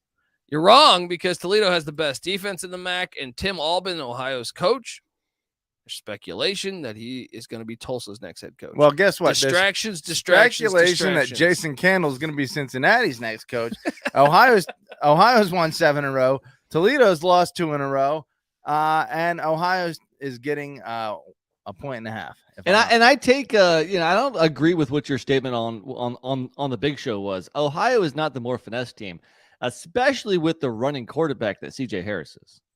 Well, Ohio has like the number 127 defense is my point. They're a little bitch team. All right. And Toledo runs the ball and plays good defense. So I think that is why the Rockets are going to blast off. I think the Rockets are going to find out a little bit about Sia Bangura and Sam Wigloos. Wigloos is a flawless man. Wigloos. I want to fuck with the Wigloos. Next up. Oh, man. In my opinion, this is the best game of the day.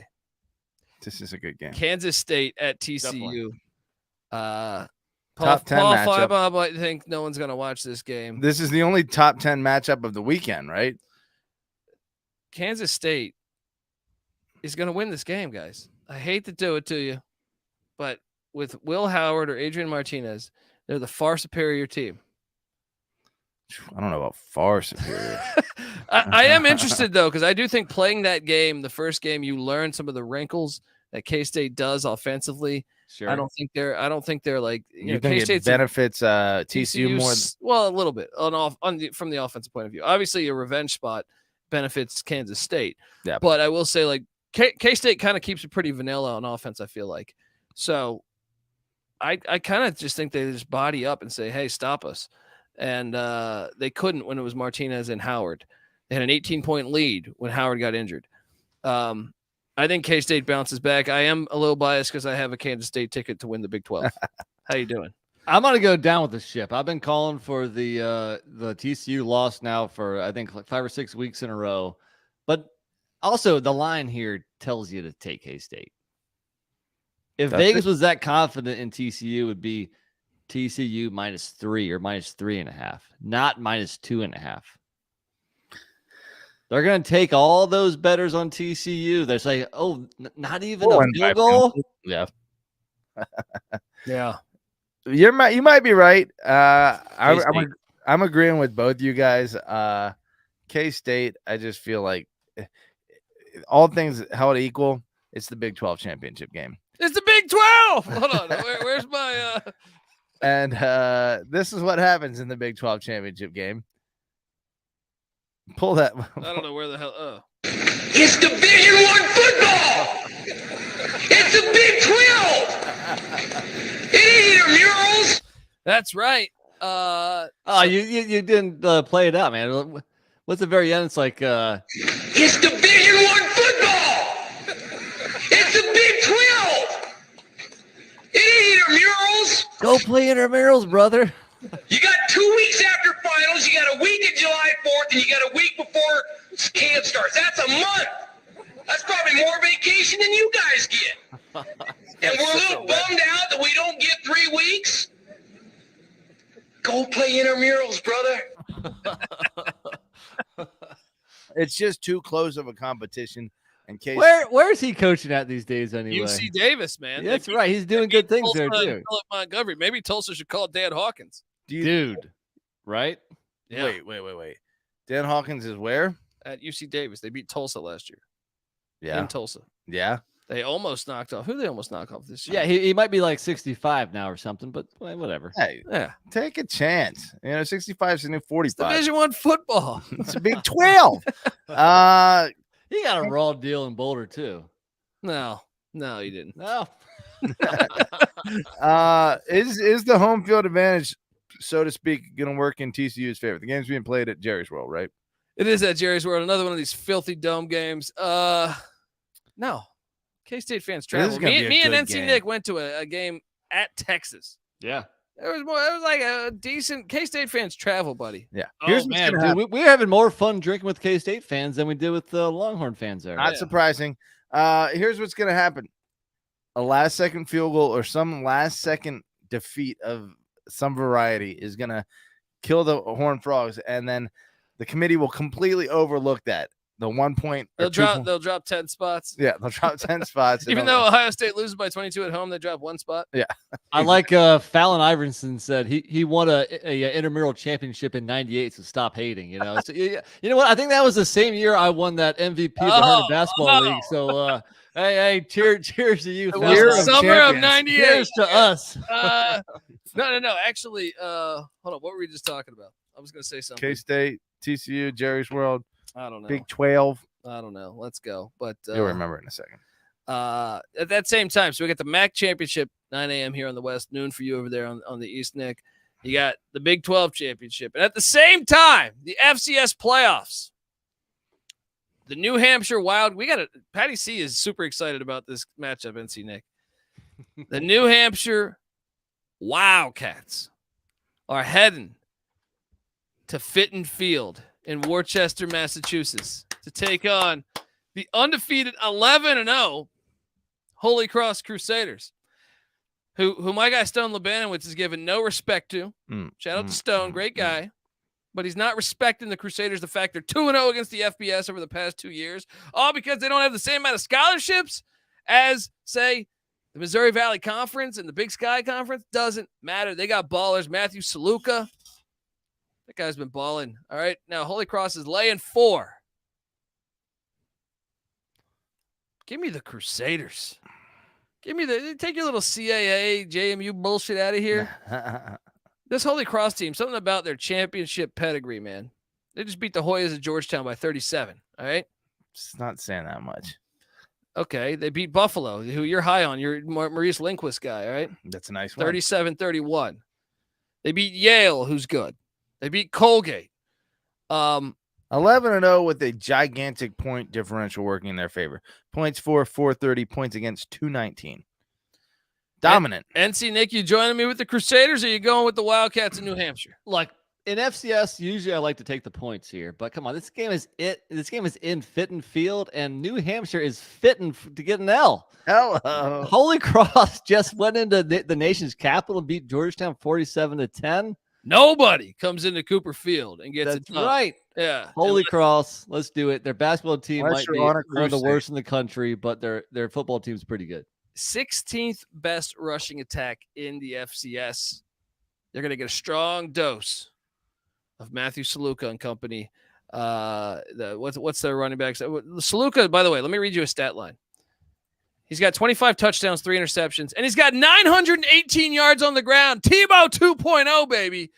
Get the guy the ball and get the fuck out of the way. All right. There are other running backs. Peter Oliver, great name.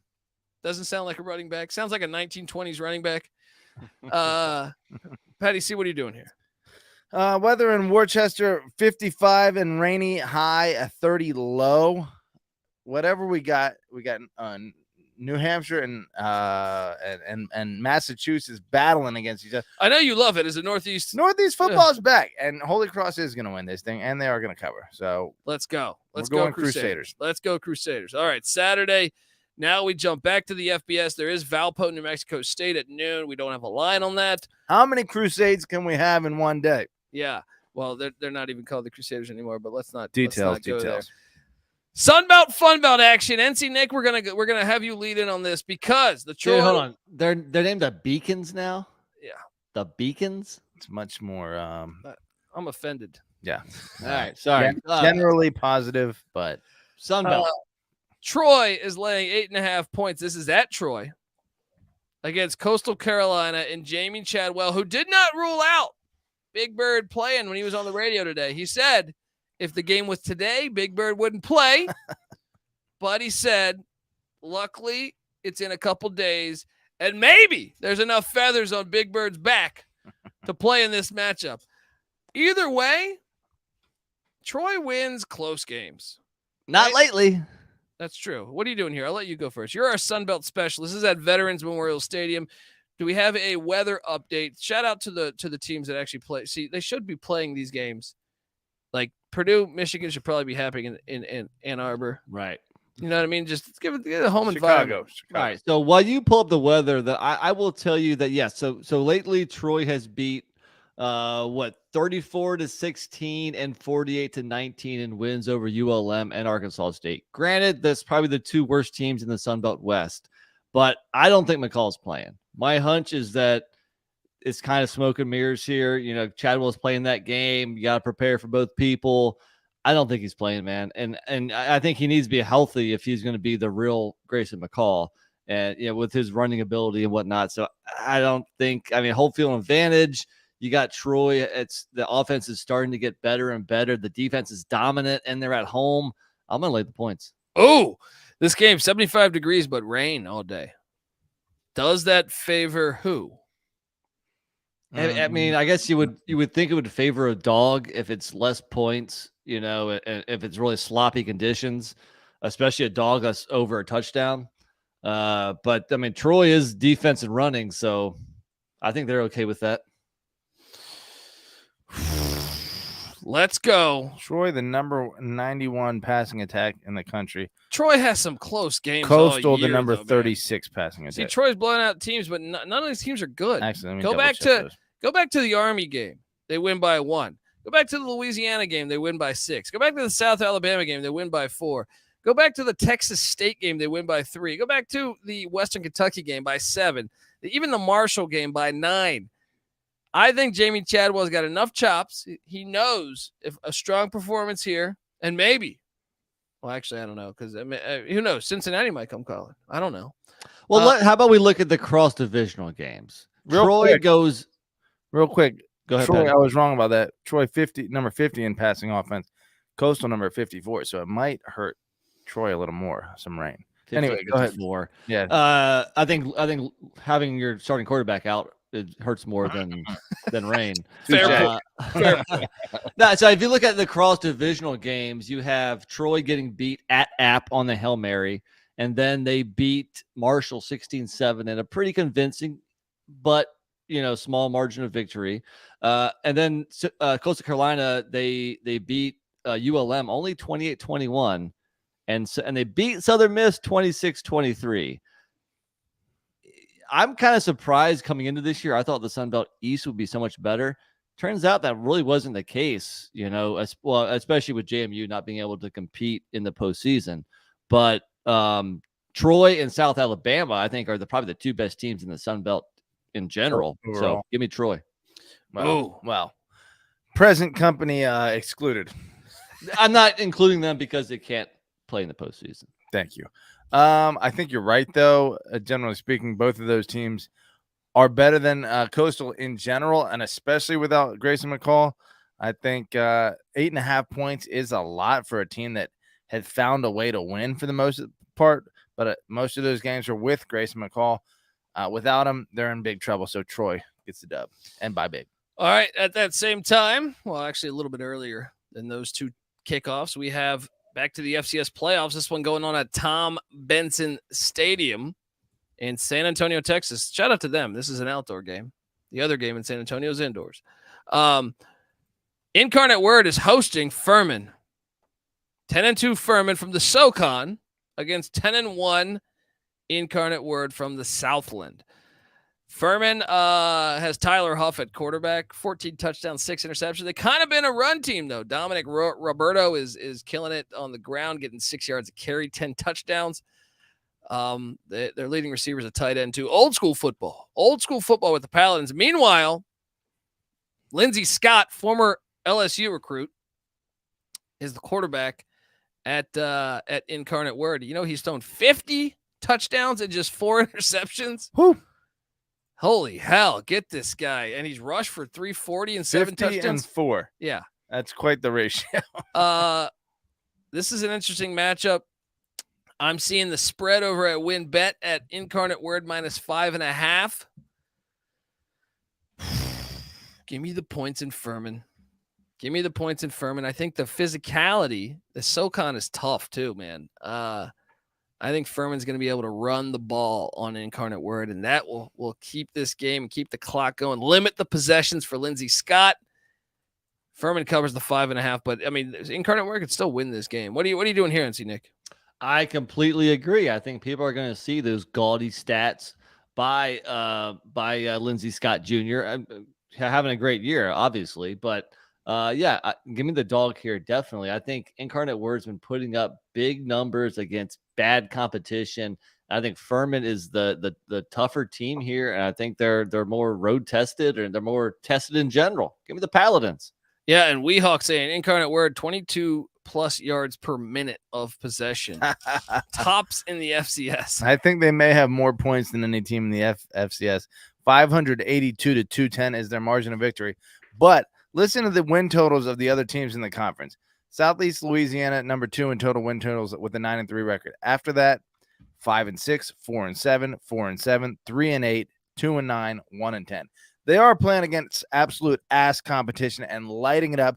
Who knows what to expect here? That said, I'm on Incarnate Word because they have they have the coolest cardinal logo in all of sports. So when's the last time they got tested? When's the last time they played a tough team? Southeast Louisiana, probably, right? And they beat it. No, I think they played North Dakota at some point, didn't they? I thought they added that game. Hold on. So that was in September when they played Southeast and they Louisiana. They lost it. Yeah. Too, right? Yeah. They haven't played a tough team, dude. They beat Patty C's Nevada Wolfpack, though, by 2 touchdowns.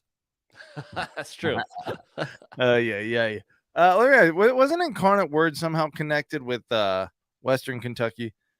Or were those two different things? Or no, Incarnate Word lost their quarterback to who?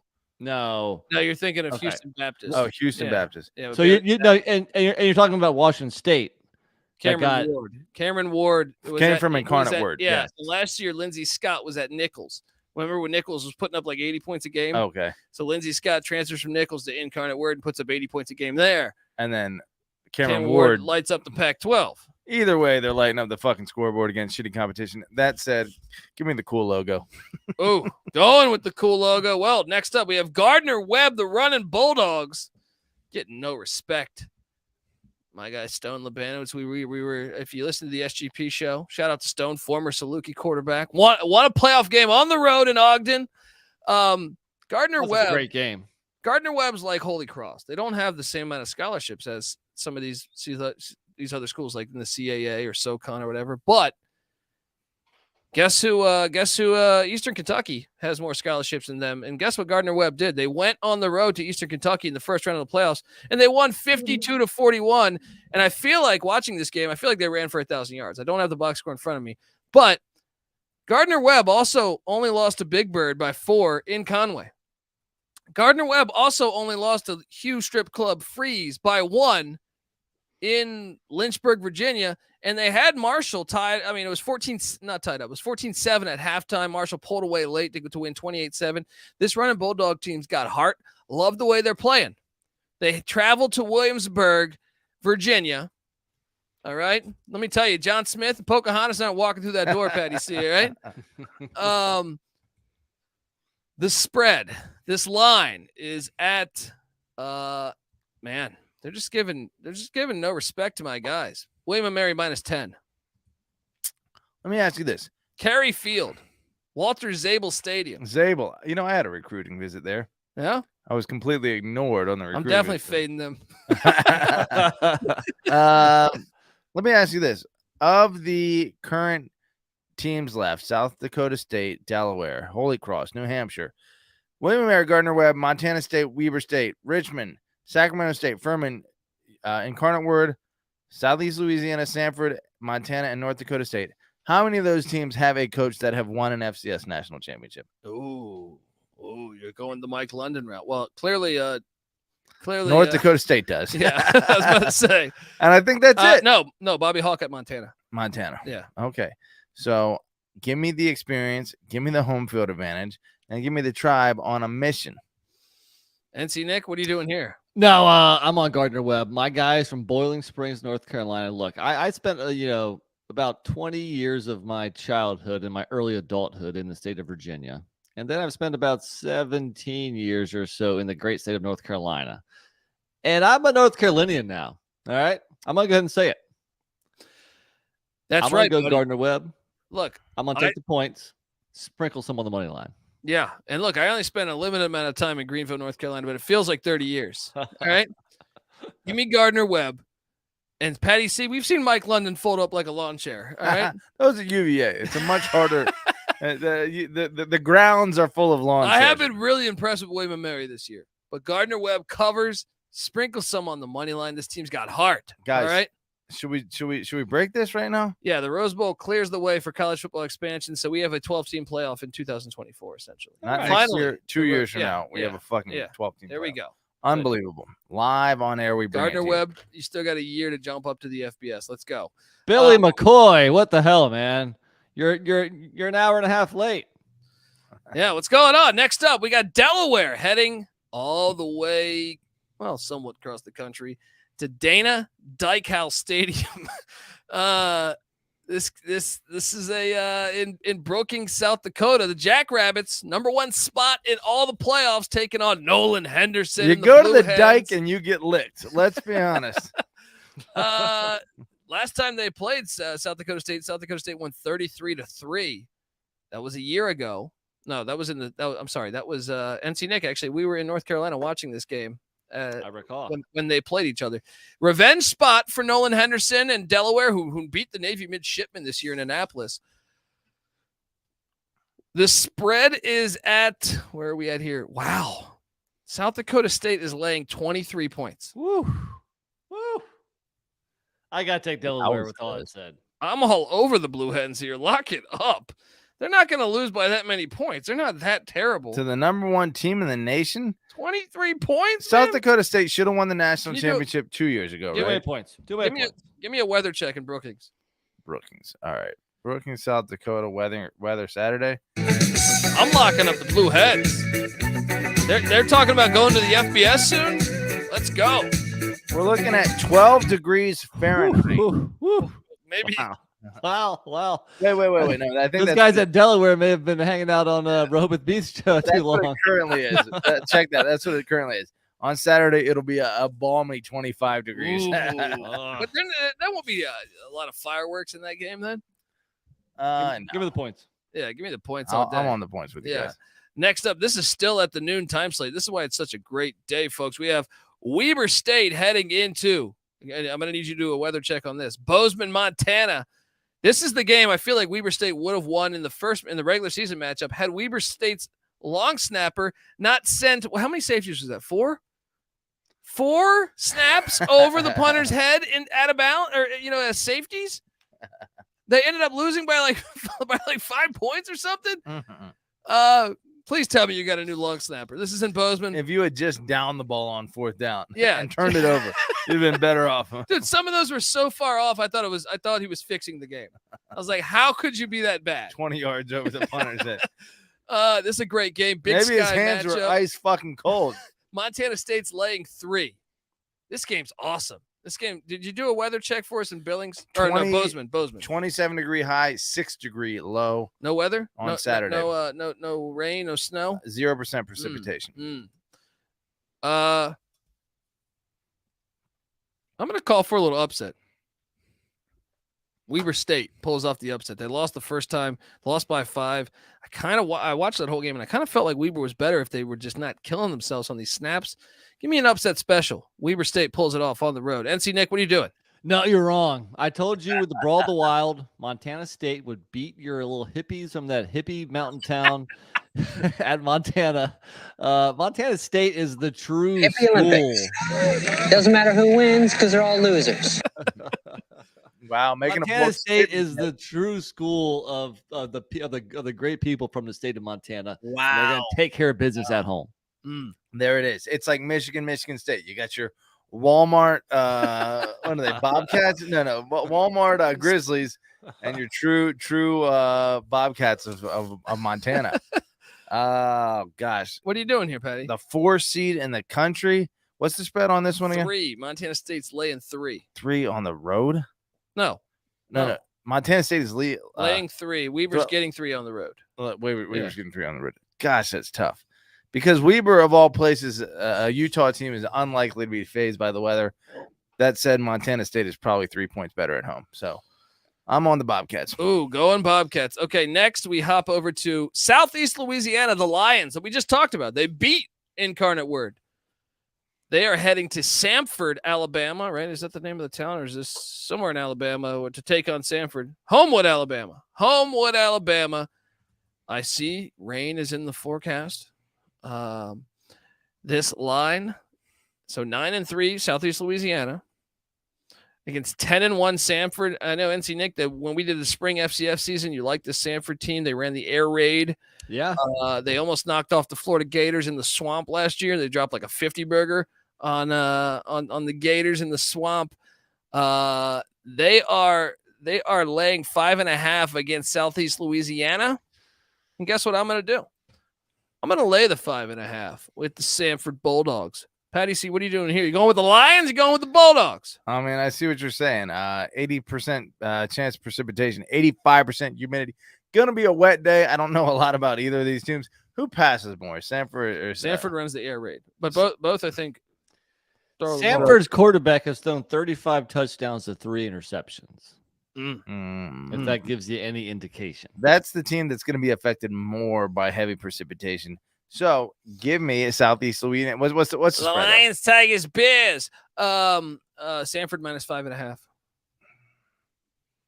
feel like Samford's better than Southeast Louisiana by a considerable amount, though. I'm riding Samford. Lay the points. Go Bulldogs. There we go. All right. Well, then 30 minutes after those games kick, Montana heads to Fargo. How many goddamn FCS games are there? Montana heads to Gate City Field at the Fargo Dome. Filthy domes, even in North Dakota. Shout out to South Dakota for playing outdoors. Montana is catching 4.5 points in Fargo. This is 2 blue bloods over the past 30 years of FCS football. Yeah, for a what the quarterfinal, or they don't even have a term for this. This is round of 16. Yeah. Here, this is a dynamite matchup. Must see TV. You going with your boys, Cam Miller and the Bison? I'm taking the 4.5 with Montana. I think North Dakota State wins by 3. North Dakota State hasn't been the team and they haven't been covering, I feel like, all year. Here's the thing. Who's a Cam? What's his name? Cam Miller. Cam Miller, I'm a believer in. And, of course, Hunter Lepke, I'm a believer in. Come playoff time, I'm not betting against the Bison. Going with the Bison. NC Nick, what are you doing? Wise man, Patty C. North Dakota State at home wins by double digits. Hippies are coming into town. Got the peace pipe and everything. All right. Well, look, we also have the SWAC championship happening. Deion Sanders, maybe he hasn't taken the Colorado job because of this game. They're taking on Southern. The winner will be in the Celebration Bowl against North Carolina Central. Jackson State's laying 17.5 currently. They played this year, guys. They already played this year. This game is, by the way, this is in Jackson, Mississippi. They played in Jackson, Mississippi earlier this year when Jackson State won 35-0. Yeah, I think I'll take Jackson State. Prime time. Get this done. Sold. Next order of business. Yeah. Okay. Then we jump over to the final FCS game, and then we jump back to the FBS. Richmond, the Spiders of Richmond. NC Nick's been to the field. He likes to think that he graced the field with giving them some aura to win the national championship this year. Can they go cross country? This is the first time ever Richmond football has been in the state of California. Wow. As they head to Sacramento. This game, Sacramento State's undefeated, 11-0. Richmond's 9-3, but man, you dive into some of the stats here. Richmond's 3 losses. One of them was to Virginia, where they kind of were chipping a lot of that game. Then they lost by 3 to Elon in overtime, and then they lost by 9 to William and Mary, and that's their losses on the year. They have got Reese Udinsky. Yeah, who was, we know him from VMI. He was dominant at VMI a couple years ago. Then he transferred to Maryland, and then he transferred back to Virginia and went to Richmond. But he brought in Jacob Harris, the VMI receiver that was a beast that spring season. That's been their story. Meanwhile, Sacramento State, I know NC Nick, you're sitting there saying, whoa, what is the Sacramento State team? You might remember Asher O'Hara from Middle Tennessee State. Great runner. They kind of use him as like they have Jake Dunaway as their starting QB, but O'Hara gets in there, runs for some scores. Not a very good passer back a couple years ago playing in the Conference USA, but a very good runner. Yeah, and Sacramento State's laying 16. 16? That's too many points for the Spiders. Give me Richmond plus the 16. I'll even lock this thing up because I think they can play. Give me the 16 and the Spiders. Patty C, you going with your Virginia boys? Team that used to beat the tar at JMU year in and year out? Year in and year out, he says. Get out of here. Once in a blue moon, more like. Look, against playoff level competition, Sacramento State beat Montana by 7. They beat Weber State by 3. They beat UC Davis, who I don't even know. Did they qualify? No, they just missed out. Missed. They beat them by 6. 16 is too many points against Richmond. NC Nick, you gonna lock it up? Well, I'm torn here because Sacramento State is the Hornets. Patty C and I are Hornets. Colby's not. Buzz, sting. At the same time, that in as much as possible. Exactly. At the same time, I was on the Richmond field. I felt the presence of greatness there. I'm a little worried about the Sacramento State running back, Cameron Scadaboo. Cameron Scadaboo. Crowbarred that in. But yeah, man, give me the points. Points all day. Let's go. All right, back to. Give me an ad read. Do something. I got to get a beer. We don't have any sponsors right now, dude. All right. Well, a lot of it is because your attitude. Why don't I give you some whiskey and some ice? Yeah. You two fuckers talk about shit. I'm gonna get us. All right. Well, look, we got the SEC championship coming in Atlanta. Hot Atlanta. Take it on. We got LSU and Georgia happening. Georgia's laying 17.5. NC Nick, Brian Kelly, when he was at Notre Dame, which I don't know, do you think this LSU team is as talented as some of these Notre Dame teams he had in the past 5 years? Yeah, I think so. Well, he lost by 1 to Georgia in South Bend, and he lost by 6 to Georgia in Athens. Can he put together a game plan? Those are both against Kirby Smart. Can he put together a game plan to cover the 17.5, especially when we know that Georgia is playing for the 1 seed. But even if Georgia loses, they're still in the playoff. They're still in the invitational. 17.5 points. Yeah, Steph? personally, I think this is going to be a game. I don't think it's going to be a blowout. This isn't last year's Georgia. Look, I know Georgia's still very good. They're number one for a reason. They're still probably the best team in the country, but it's not last year's Georgia. They haven't been dominant. I mean, look at their ATS record, 6-6. That tells you they're good, but not great. Against Georgia Tech last week, 10-7 at the half. Yeah. You serious? Yeah. They only beat Kentucky 16-6 at Kentucky. We remember the nail biter of a win at Mizzou. They even let Kent State hang around too long. Georgia might go on to win the championship, but they're not as dominant in a year where there's no dominant team. So I do like LSU to cover here. I think Jaden Daniels, he needs to be exceptional. He needs to elongate drives with his legs. I think he can do that. I don't know if LSU is ever in a position to win, but I do like them to cover this. Give me the points. I agree. I like him to cover it too. I think Brian Kelly can keep you in a game from a coaching point of view. Just don't kill yourself, which obviously, and another thing is Jalen Daniels' health is something that we need to pay attention to. I know that high ankle sprain. I'm still going to take the 17.5 because, like I said, Georgia can afford to lose this and still make the playoff. But I think they're going to play everybody. I know they're saying they might sit their starters. I don't think, or some people are saying that. They're not saying that. I still think they show up. They want the number 1 seed where you get to choose where you want to play. I got the Tigers. We Tigers on this podcast. Georgia in the Peach Bowl, but neutral site, right? 17.5 points though for LSU. What are you doing? Look, when Georgia is focused, they show up and they dominate. Oregon and the Mercedes-Benz Dome, that exact same stadium, or Mercedes-Benz Stadium, 49-3. Kicked Auburn's ass 49-10 in Athens. Kicked Florida's ass 42-20, and Tennessee 27-13. But that was a backdoor kind of dress up by Tennessee. LSU stands no chance. Georgia gets the cover. Wow. There it is. Wow. Our guy in the chat, Weehawk, says, I got to get some eyes on that UNC-Indiana game. I see Indiana's up by 6 at halftime. Yeah, man, that's music to my ears. I don't want to be talking to you guys. I want to be watching this. Fresno State heads into Boise, where in 2018, Jeff Tedford and the Bulldogs went into Boise for the Mountain West Championship in the snow and beat Boise in overtime. Boise's laying 3. Boise. Both these teams kind of had down parts of the year, but they've gotten their shit together. I think this is one of the hardest games to call. I'm going to take Boise -3. The way Taylon Green's been playing, but I am concerned that he's a freshman and it's a big game. And Jake Haener, this is a tough game. I think this is actually the hardest game to call on the whole slate as far as FBS. Give me Boise -3. It's on the Smurf turf. What are you doing here, Nick? Yeah, I mean, the first game, Boise won 40-20, but Haener was hurt. But at the same time, it was Taylon Green's first start, I believe. And in that game, Taylon Green only ran for 22 yards on 11 carries. He went 10 of 18 for 127, 2 touchdowns and a pick.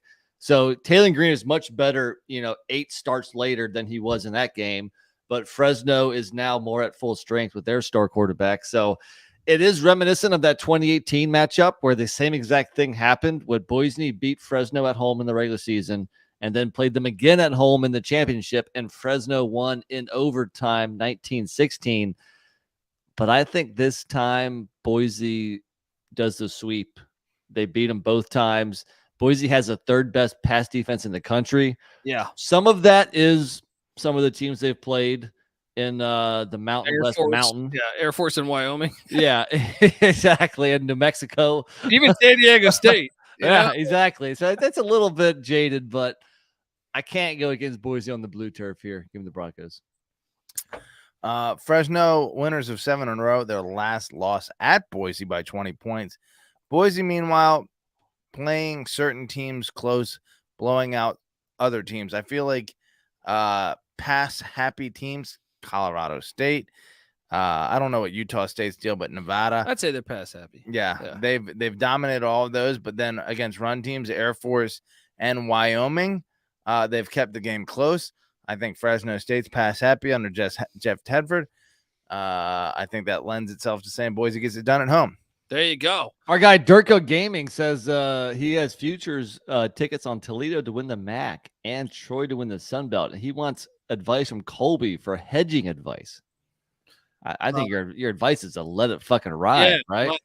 Don't fucking hedge. All right, go play Sonic the fucking Hedgehog if you want hedging advice. All right. Love you though, and thanks for listening to the show. You're gonna hit on both of those, I think.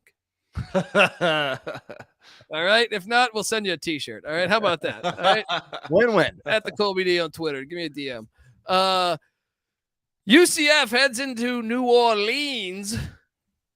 This game happened 3 weeks ago. UCF won by 7. Willie Fritz, though, said, "Fuck you, Georgia Tech. Stayed in New Orleans. I like doing those grenades." Right? Or hurricanes? What are those things? Those gigantic drinks? Yeah, hurricanes, yeah. Both. Yeah. If you go on Bourbon Street, those hand grenades, oh, man, I've had too many of those. Woo! Man. With a bunch of fucking out. I got a buddy there. That gave me one of those. I did not want one. I was like, I don't want to. What am I at 7-Eleven? I don't need a fucking Slurpee. It's like it's like a 2-foot long thing, bright green. That's a luxury drink. Fucking liquor. Yeah. You would love it. There's all this sugar in there. And dude, shit. I went down to Myrtle and ordered 10 of those, and I look like the king of the fucking bar, bringing a tray of 10 hurricanes over to grenades, what have you. Last time Patty C got laid. Yeah, seriously. Come on. No, the girls did love that. They're like, what? Yeah. Hey, guys, if you want to get baller? laid, order 11 hurricanes. With a bunch of 20-year-olds. Yeah, Right? that's Yeah. UCF is getting 3.5 points. I even see a 4 out there. Wait a second. They just won by 7. I think Tulane's going to win this game. But I think they're only going to win by 3, 2, or 1. Give me UCF in the point. What's the status on JRP's hammy? Well, they've been using both quarterbacks. I don't care. Mikey Keene sucked for most of the fucking game. He gave up a 28-point lead last week, right? Well, I mean, that was more than him. I would say the defense had something to do with that. But Plumlee ran for 176 and 2 touchdowns in that first matchup against Tulane. I'm concerned about their offense with him out there. Tulane is at home. Revenge. Yeah, I mean, you might get cute, Colby, and say it's going to be close. And if it's at 3.5, give me the points. I'm just going to take Tulane here. They win. Granted, they're not going to blow them out. I think it's going to be close. But Yeah, I say they win by somewhere between 4 and 7. He's laying them. What are you doing here? Flip a coin. I think Tulane wins, but the spread being 4, it's tough to say. I'll ride Tulane because I think they are wanting to say F you to UCF. I think Tulane's going to win too, but I just think it's going to be a close game. I would not be surprised if this is 28-28 with a minute left. You know what happens here? Yeah, I think you're right. I think that sounds about right. Tulane and Memphis, the riverboat rivalry becomes the new hottest thing in the American Football Conference after UCF and Cincinnati leave. And Tulane says fuck you out the door to UCF and says we're actually the kings of this conference. There we go. Doesn't even and then we wait for Ozarks University to get their football team, right? Yeah, there you go. Need that. Come on, let's get guys. that whole. That. That's Let's what we go. need. The Mississippi River Conference. Yeah, I like it. Yeah. St. Louis, the Billikens. Come on, Beautiful. Get your shit together. Actually, isn't one of those new schools? Is it Stonehill's Northeast? Lindenwood new to the FCS. They're in Missouri somewhere. I don't know if it's St. Louis. Right. But Everyone has to go to games on a riverboat. I know it sounds like a prison. Lindenwood. Lindenwood, it does. Yeah. Pelican Bay, Charlotte, North Carolina. Shout out. Look, I talk a lot of shit about the ACC. In my opinion, I've never seen a Power 5 conference be this shitty this year. And by the way, shout out to the College Football Playoff Committee. Clemson lost to South Carolina, and they moved down 1 spot. They're still in the top 10. How the fuck is Clemson in the top 10? Such a fucking joke. Clemson's laying 7.5 in. Look, I talk a lot of shit about the ACC. it's not that big of a stretch. But they play outdoors their conference championship game. I appreciate that. What do you mean? Not that stretch to be in the top 10? Not that big of a stretch. They're Buddy, 10-2. JMU could beat Clemson. They could. All right. They could. I'm not saying it's not factual. No one in the ACC deserves to be anywhere near the top 10. I kind of agree with you. But based on resume, didn't South Carolina just What throttle? Didn't South Carolina the week before just throttle Tennessee who we are claiming should be the number 5 team or 6 team in the country. And then 1 week later against Clemson, squeak by. Okay. So there gives a very direct recent comparison of how good Clemson might be. What did South Carolina do the game before? They lost to Missouri? Sure. That's a little bit of a gray area. Other than that, their only loss, Clemson, is to Notre Dame. They got destroyed by Notre Dame. It's true. Stop okay, it. yeah, they probably don't belong in the top 10. Clemson's laying 7.5 in Charlotte. Will there be banana pudding there, nanner pudding, or whatever the fuck you say there? Mac Brown, is he going to go? Look, I already cashed my ticket, UNC to win the Coastal. It would be great, though, if they won the ACC as a nice little fuck you here. I'm all over Carolina in the 7.5 points, even though they just lost to a 4th-string quarterback and a 3rd-string quarterback. Lock it up. Josh Down goes off on that fucking secondary. Wait, Patty C's lock music. Let's go here. Patty C, lock it up. The Clemson the North Carolina Tar Heels. NC Nick, you are our ACC specialist. You know what, guys? Let's end the season, and there's still one more game on this show, so we can't end the show. But let's end the season on a lock battle. I'm going Clemson. Clemson's gonna whoop their ass. You're laying points. I think they're going. Yes. We have a lock battle. Patty C and NC Nick. I can explain myself. First, I think UNC is fraudulent, and that's been showcased the last 2 weeks, losing to Georgia Tech and NC State. UNC they have a very unbalanced offense. They haven't had a 100-yard rusher since week 3 against Georgia State. They only averaged 3 yards a carry against NC State last week. Drake May has not been playing well of late, Patty C. I know he has a very bright future. He's had a nice year, but as soon as they started pumping some noise about like Heisman hopeful, his game has gone downhill a little bit.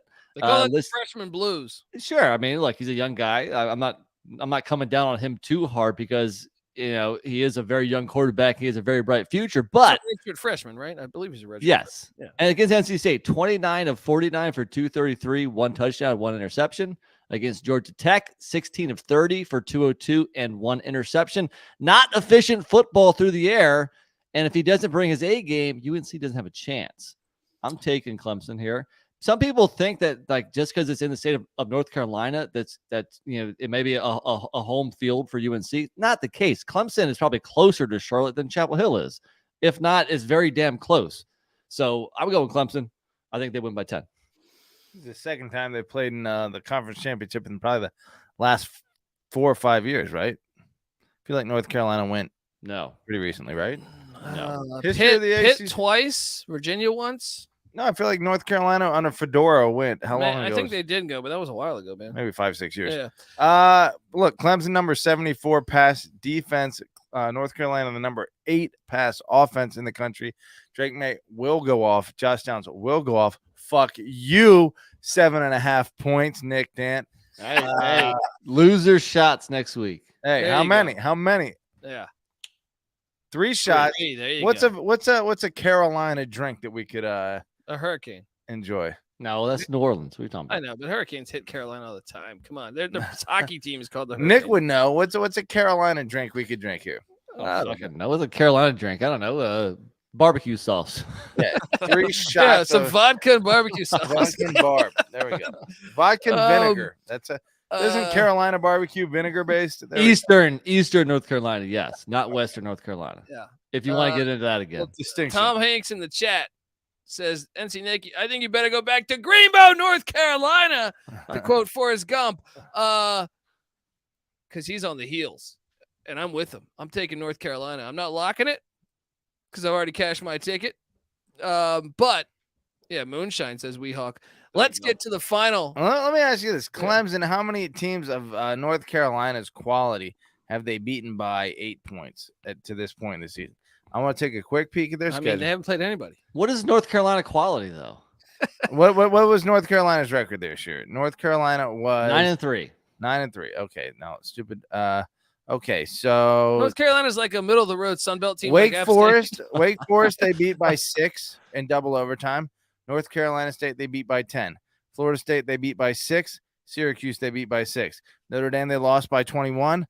Fucking South Carolina, they lost by 1. North Carolina's going to cover. Fuck you. I like Weehawk because I know Weehawk is in Western North Carolina, so he's saying the moonshine there's better. Well, you know what? You guys got pretty good barbecue, but it's not as good as the Eastern North Carolina barbecue. Weehawk, let's go, Weehawk. Lock battle on that words. shit. Because when you're at East Carolina, you go for it every time. Or you don't coach at East Carolina. So you don't come to appropriate. East Carolina. You don't play at East Carolina with a weak heart. Write it. My biggest lock of the week is Eastern North Carolina barbecue -10 over Western North Carolina barbecue. Wow. Hearts- That's hearts bold. are on bold. fire. Yeah. All right. Let's get to the roller rink in Indianapolis, where Purdue is taking on Michigan. I have this nugget here. Do you know Jeff Brom is 3-0 all time against playing top 3 teams? Spoiler makers. You know, I'm all like, this line's at 16.5 points. Michigan's laying 16.5 points. This is it's a great letdown spot because they're playing the week after Ohio State. I know Wasn't a letdown spot last week, last year. Say that, but also Iowa not built to play in a dome. You know who is?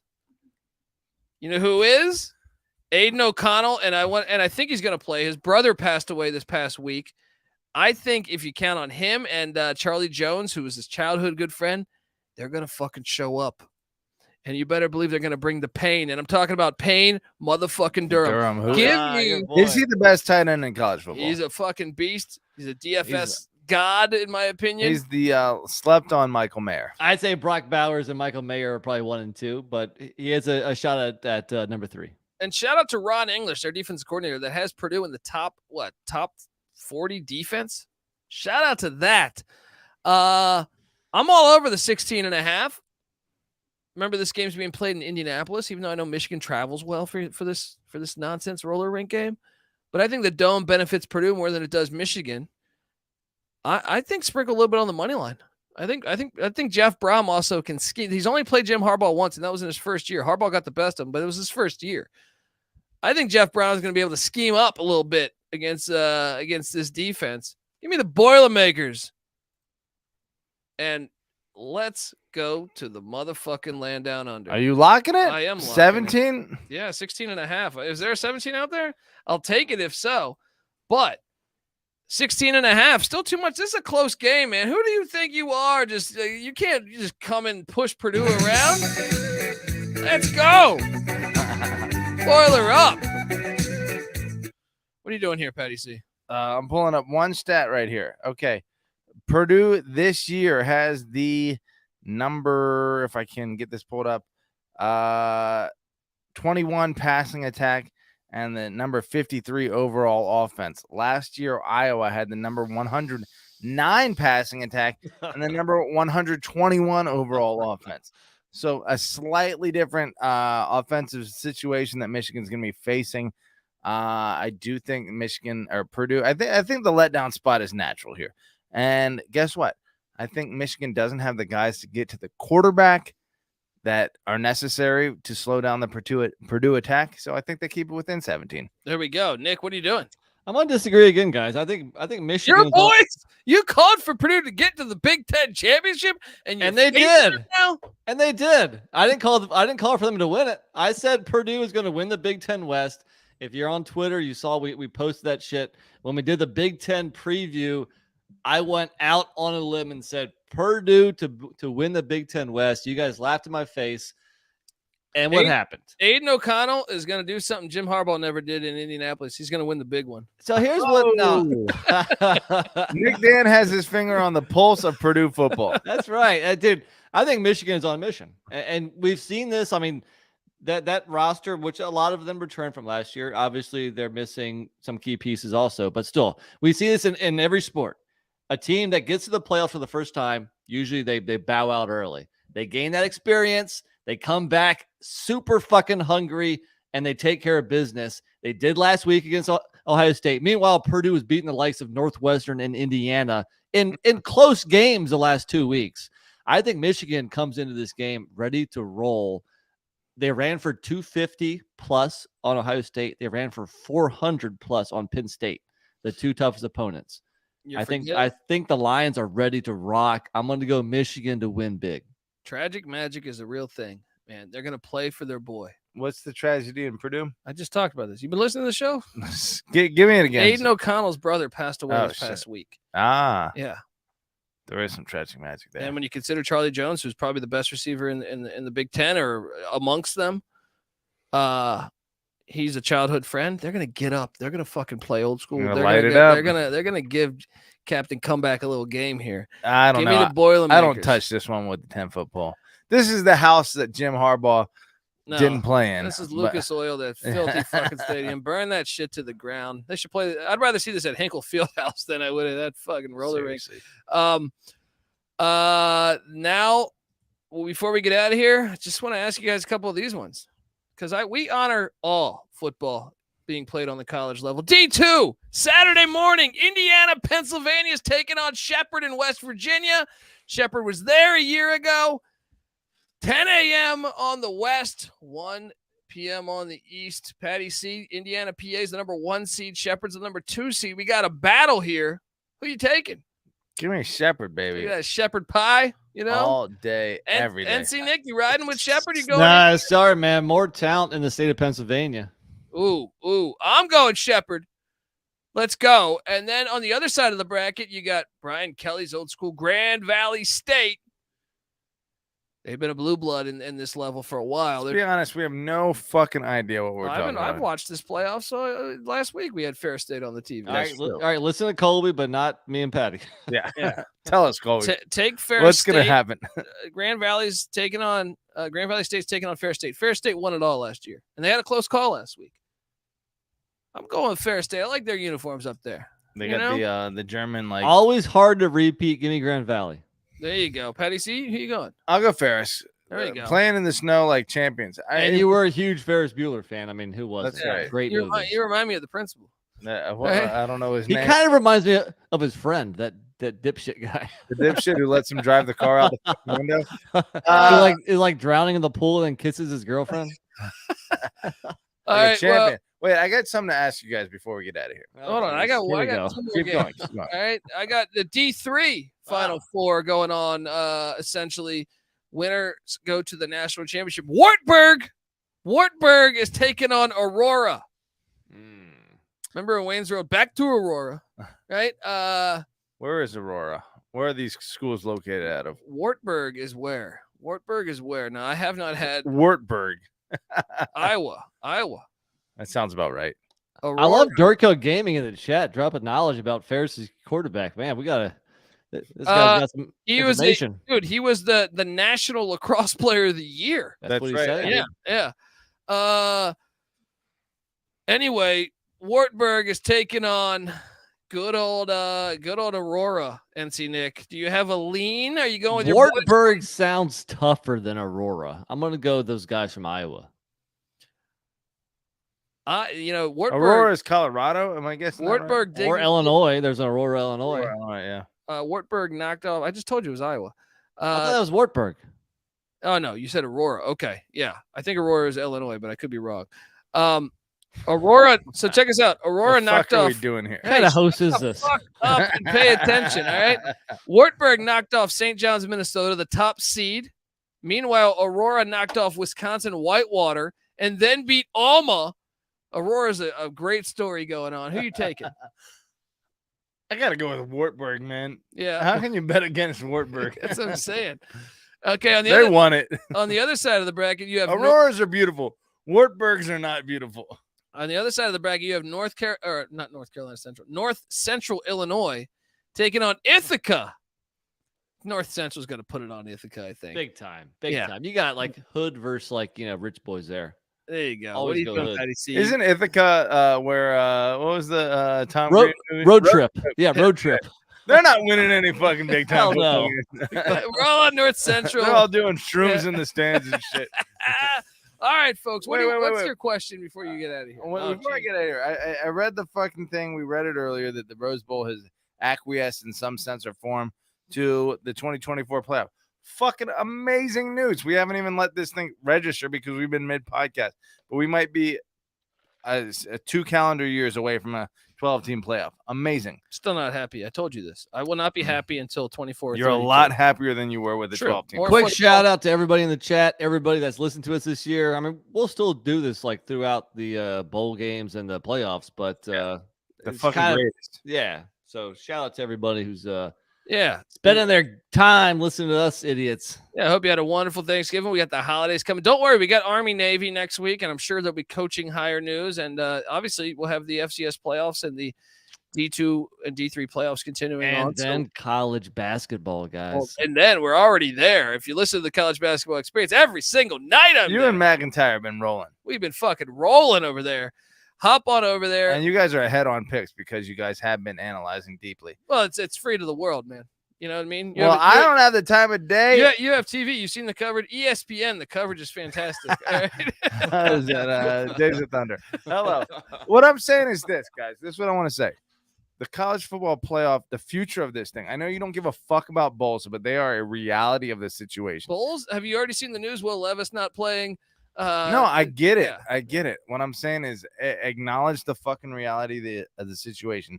How many? 12 is not enough. They're still going to have 40 say, fucking bowls. With say no we one had playing. 12. Say we're stuck with 12 for the next 8 years. Terrible. Right? Yeah. Okay, but say I'm that's not the excited. case. Okay, but you want the first round on campus. I want the every round on campus. You want the second round on campus then, right? Okay, assuming the third round has to be at a bowl Death to site. bowl games. Death to bowl games. Uh, Take the Rose Bowl, shove it up their ass. Take the Sugar Bowl, shove it up their ass.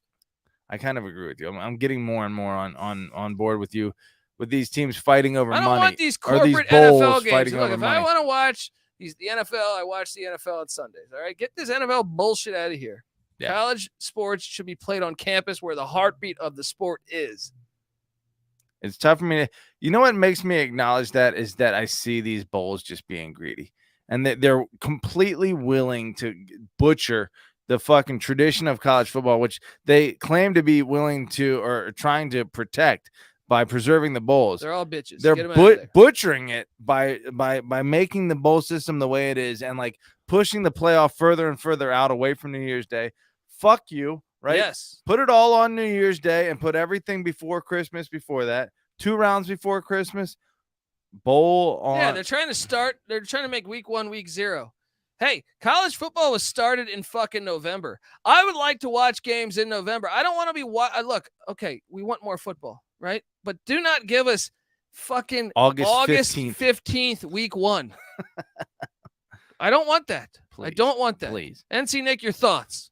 My thoughts. I was kind of catching up on college basketball here. What are you guys talking about? I tuned out there. I'm not gonna lie. Wartburg starting quarterback's really good. You have no thoughts on this element of college football, the format of how this shit is played, and then you're gonna come around in 2 years and be like, "Why is it being fucking played like this?" What I'm saying is, see this shit and be a voice prior to it going to shit, right? And I see it going who to the shit. fuck's gonna listen to me?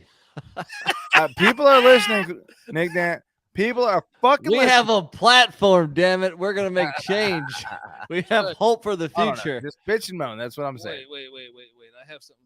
If I can change, then you can change. Everybody can change. All right, we're just a bunch of dumbasses. All right, folks, subscribe to the college football experience. Subscribe to the college basketball experience because every night we're picking winners and having fun talking college hoops. And you better believe it. Right around the corner, NC Nick and Patty C will be there picking college basketball games with us as well. We don't stop. We talk college football year-round on the college football experience. We talk college basketball year-round on the college basketball experience. We come together as one on YouTube, youtube.com/the college experience. Subscribe. Tell a friend.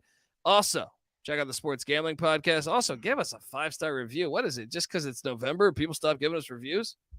Yeah, fire up the 5 stars, guys, Yeah. please. Look it up, fellas. I thought the season was important right now with the 14 playoff. If it was important, we'd get more fucking reviews. All right. I want to see 25 5-star reviews in the That's next what I'm saying. week. Get in there. all Let's right? go, people. Hack into the mainframe, people.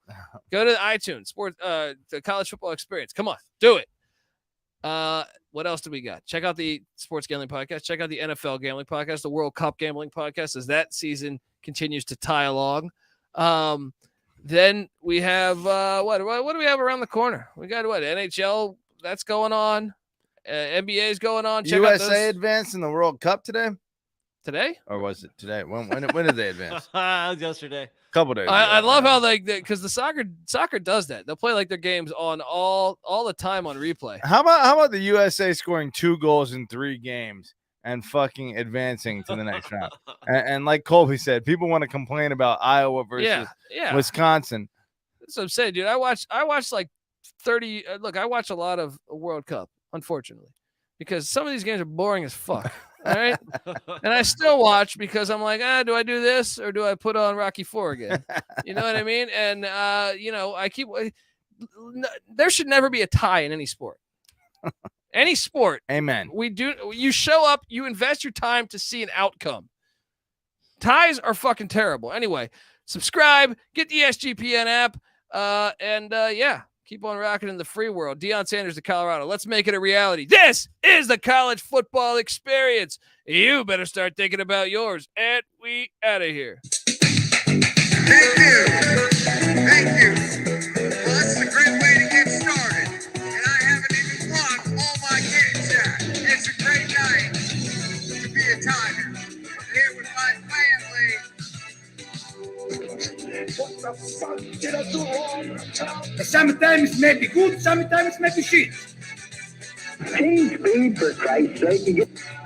You're nothing but a chameleon, lemon-headed, coward, terrorist pussy. And I'm after you, buddy. You're gonna pay for it. Good night. It's easy to see a tide turn. Hello? You play to win the game. You don't play to just play it.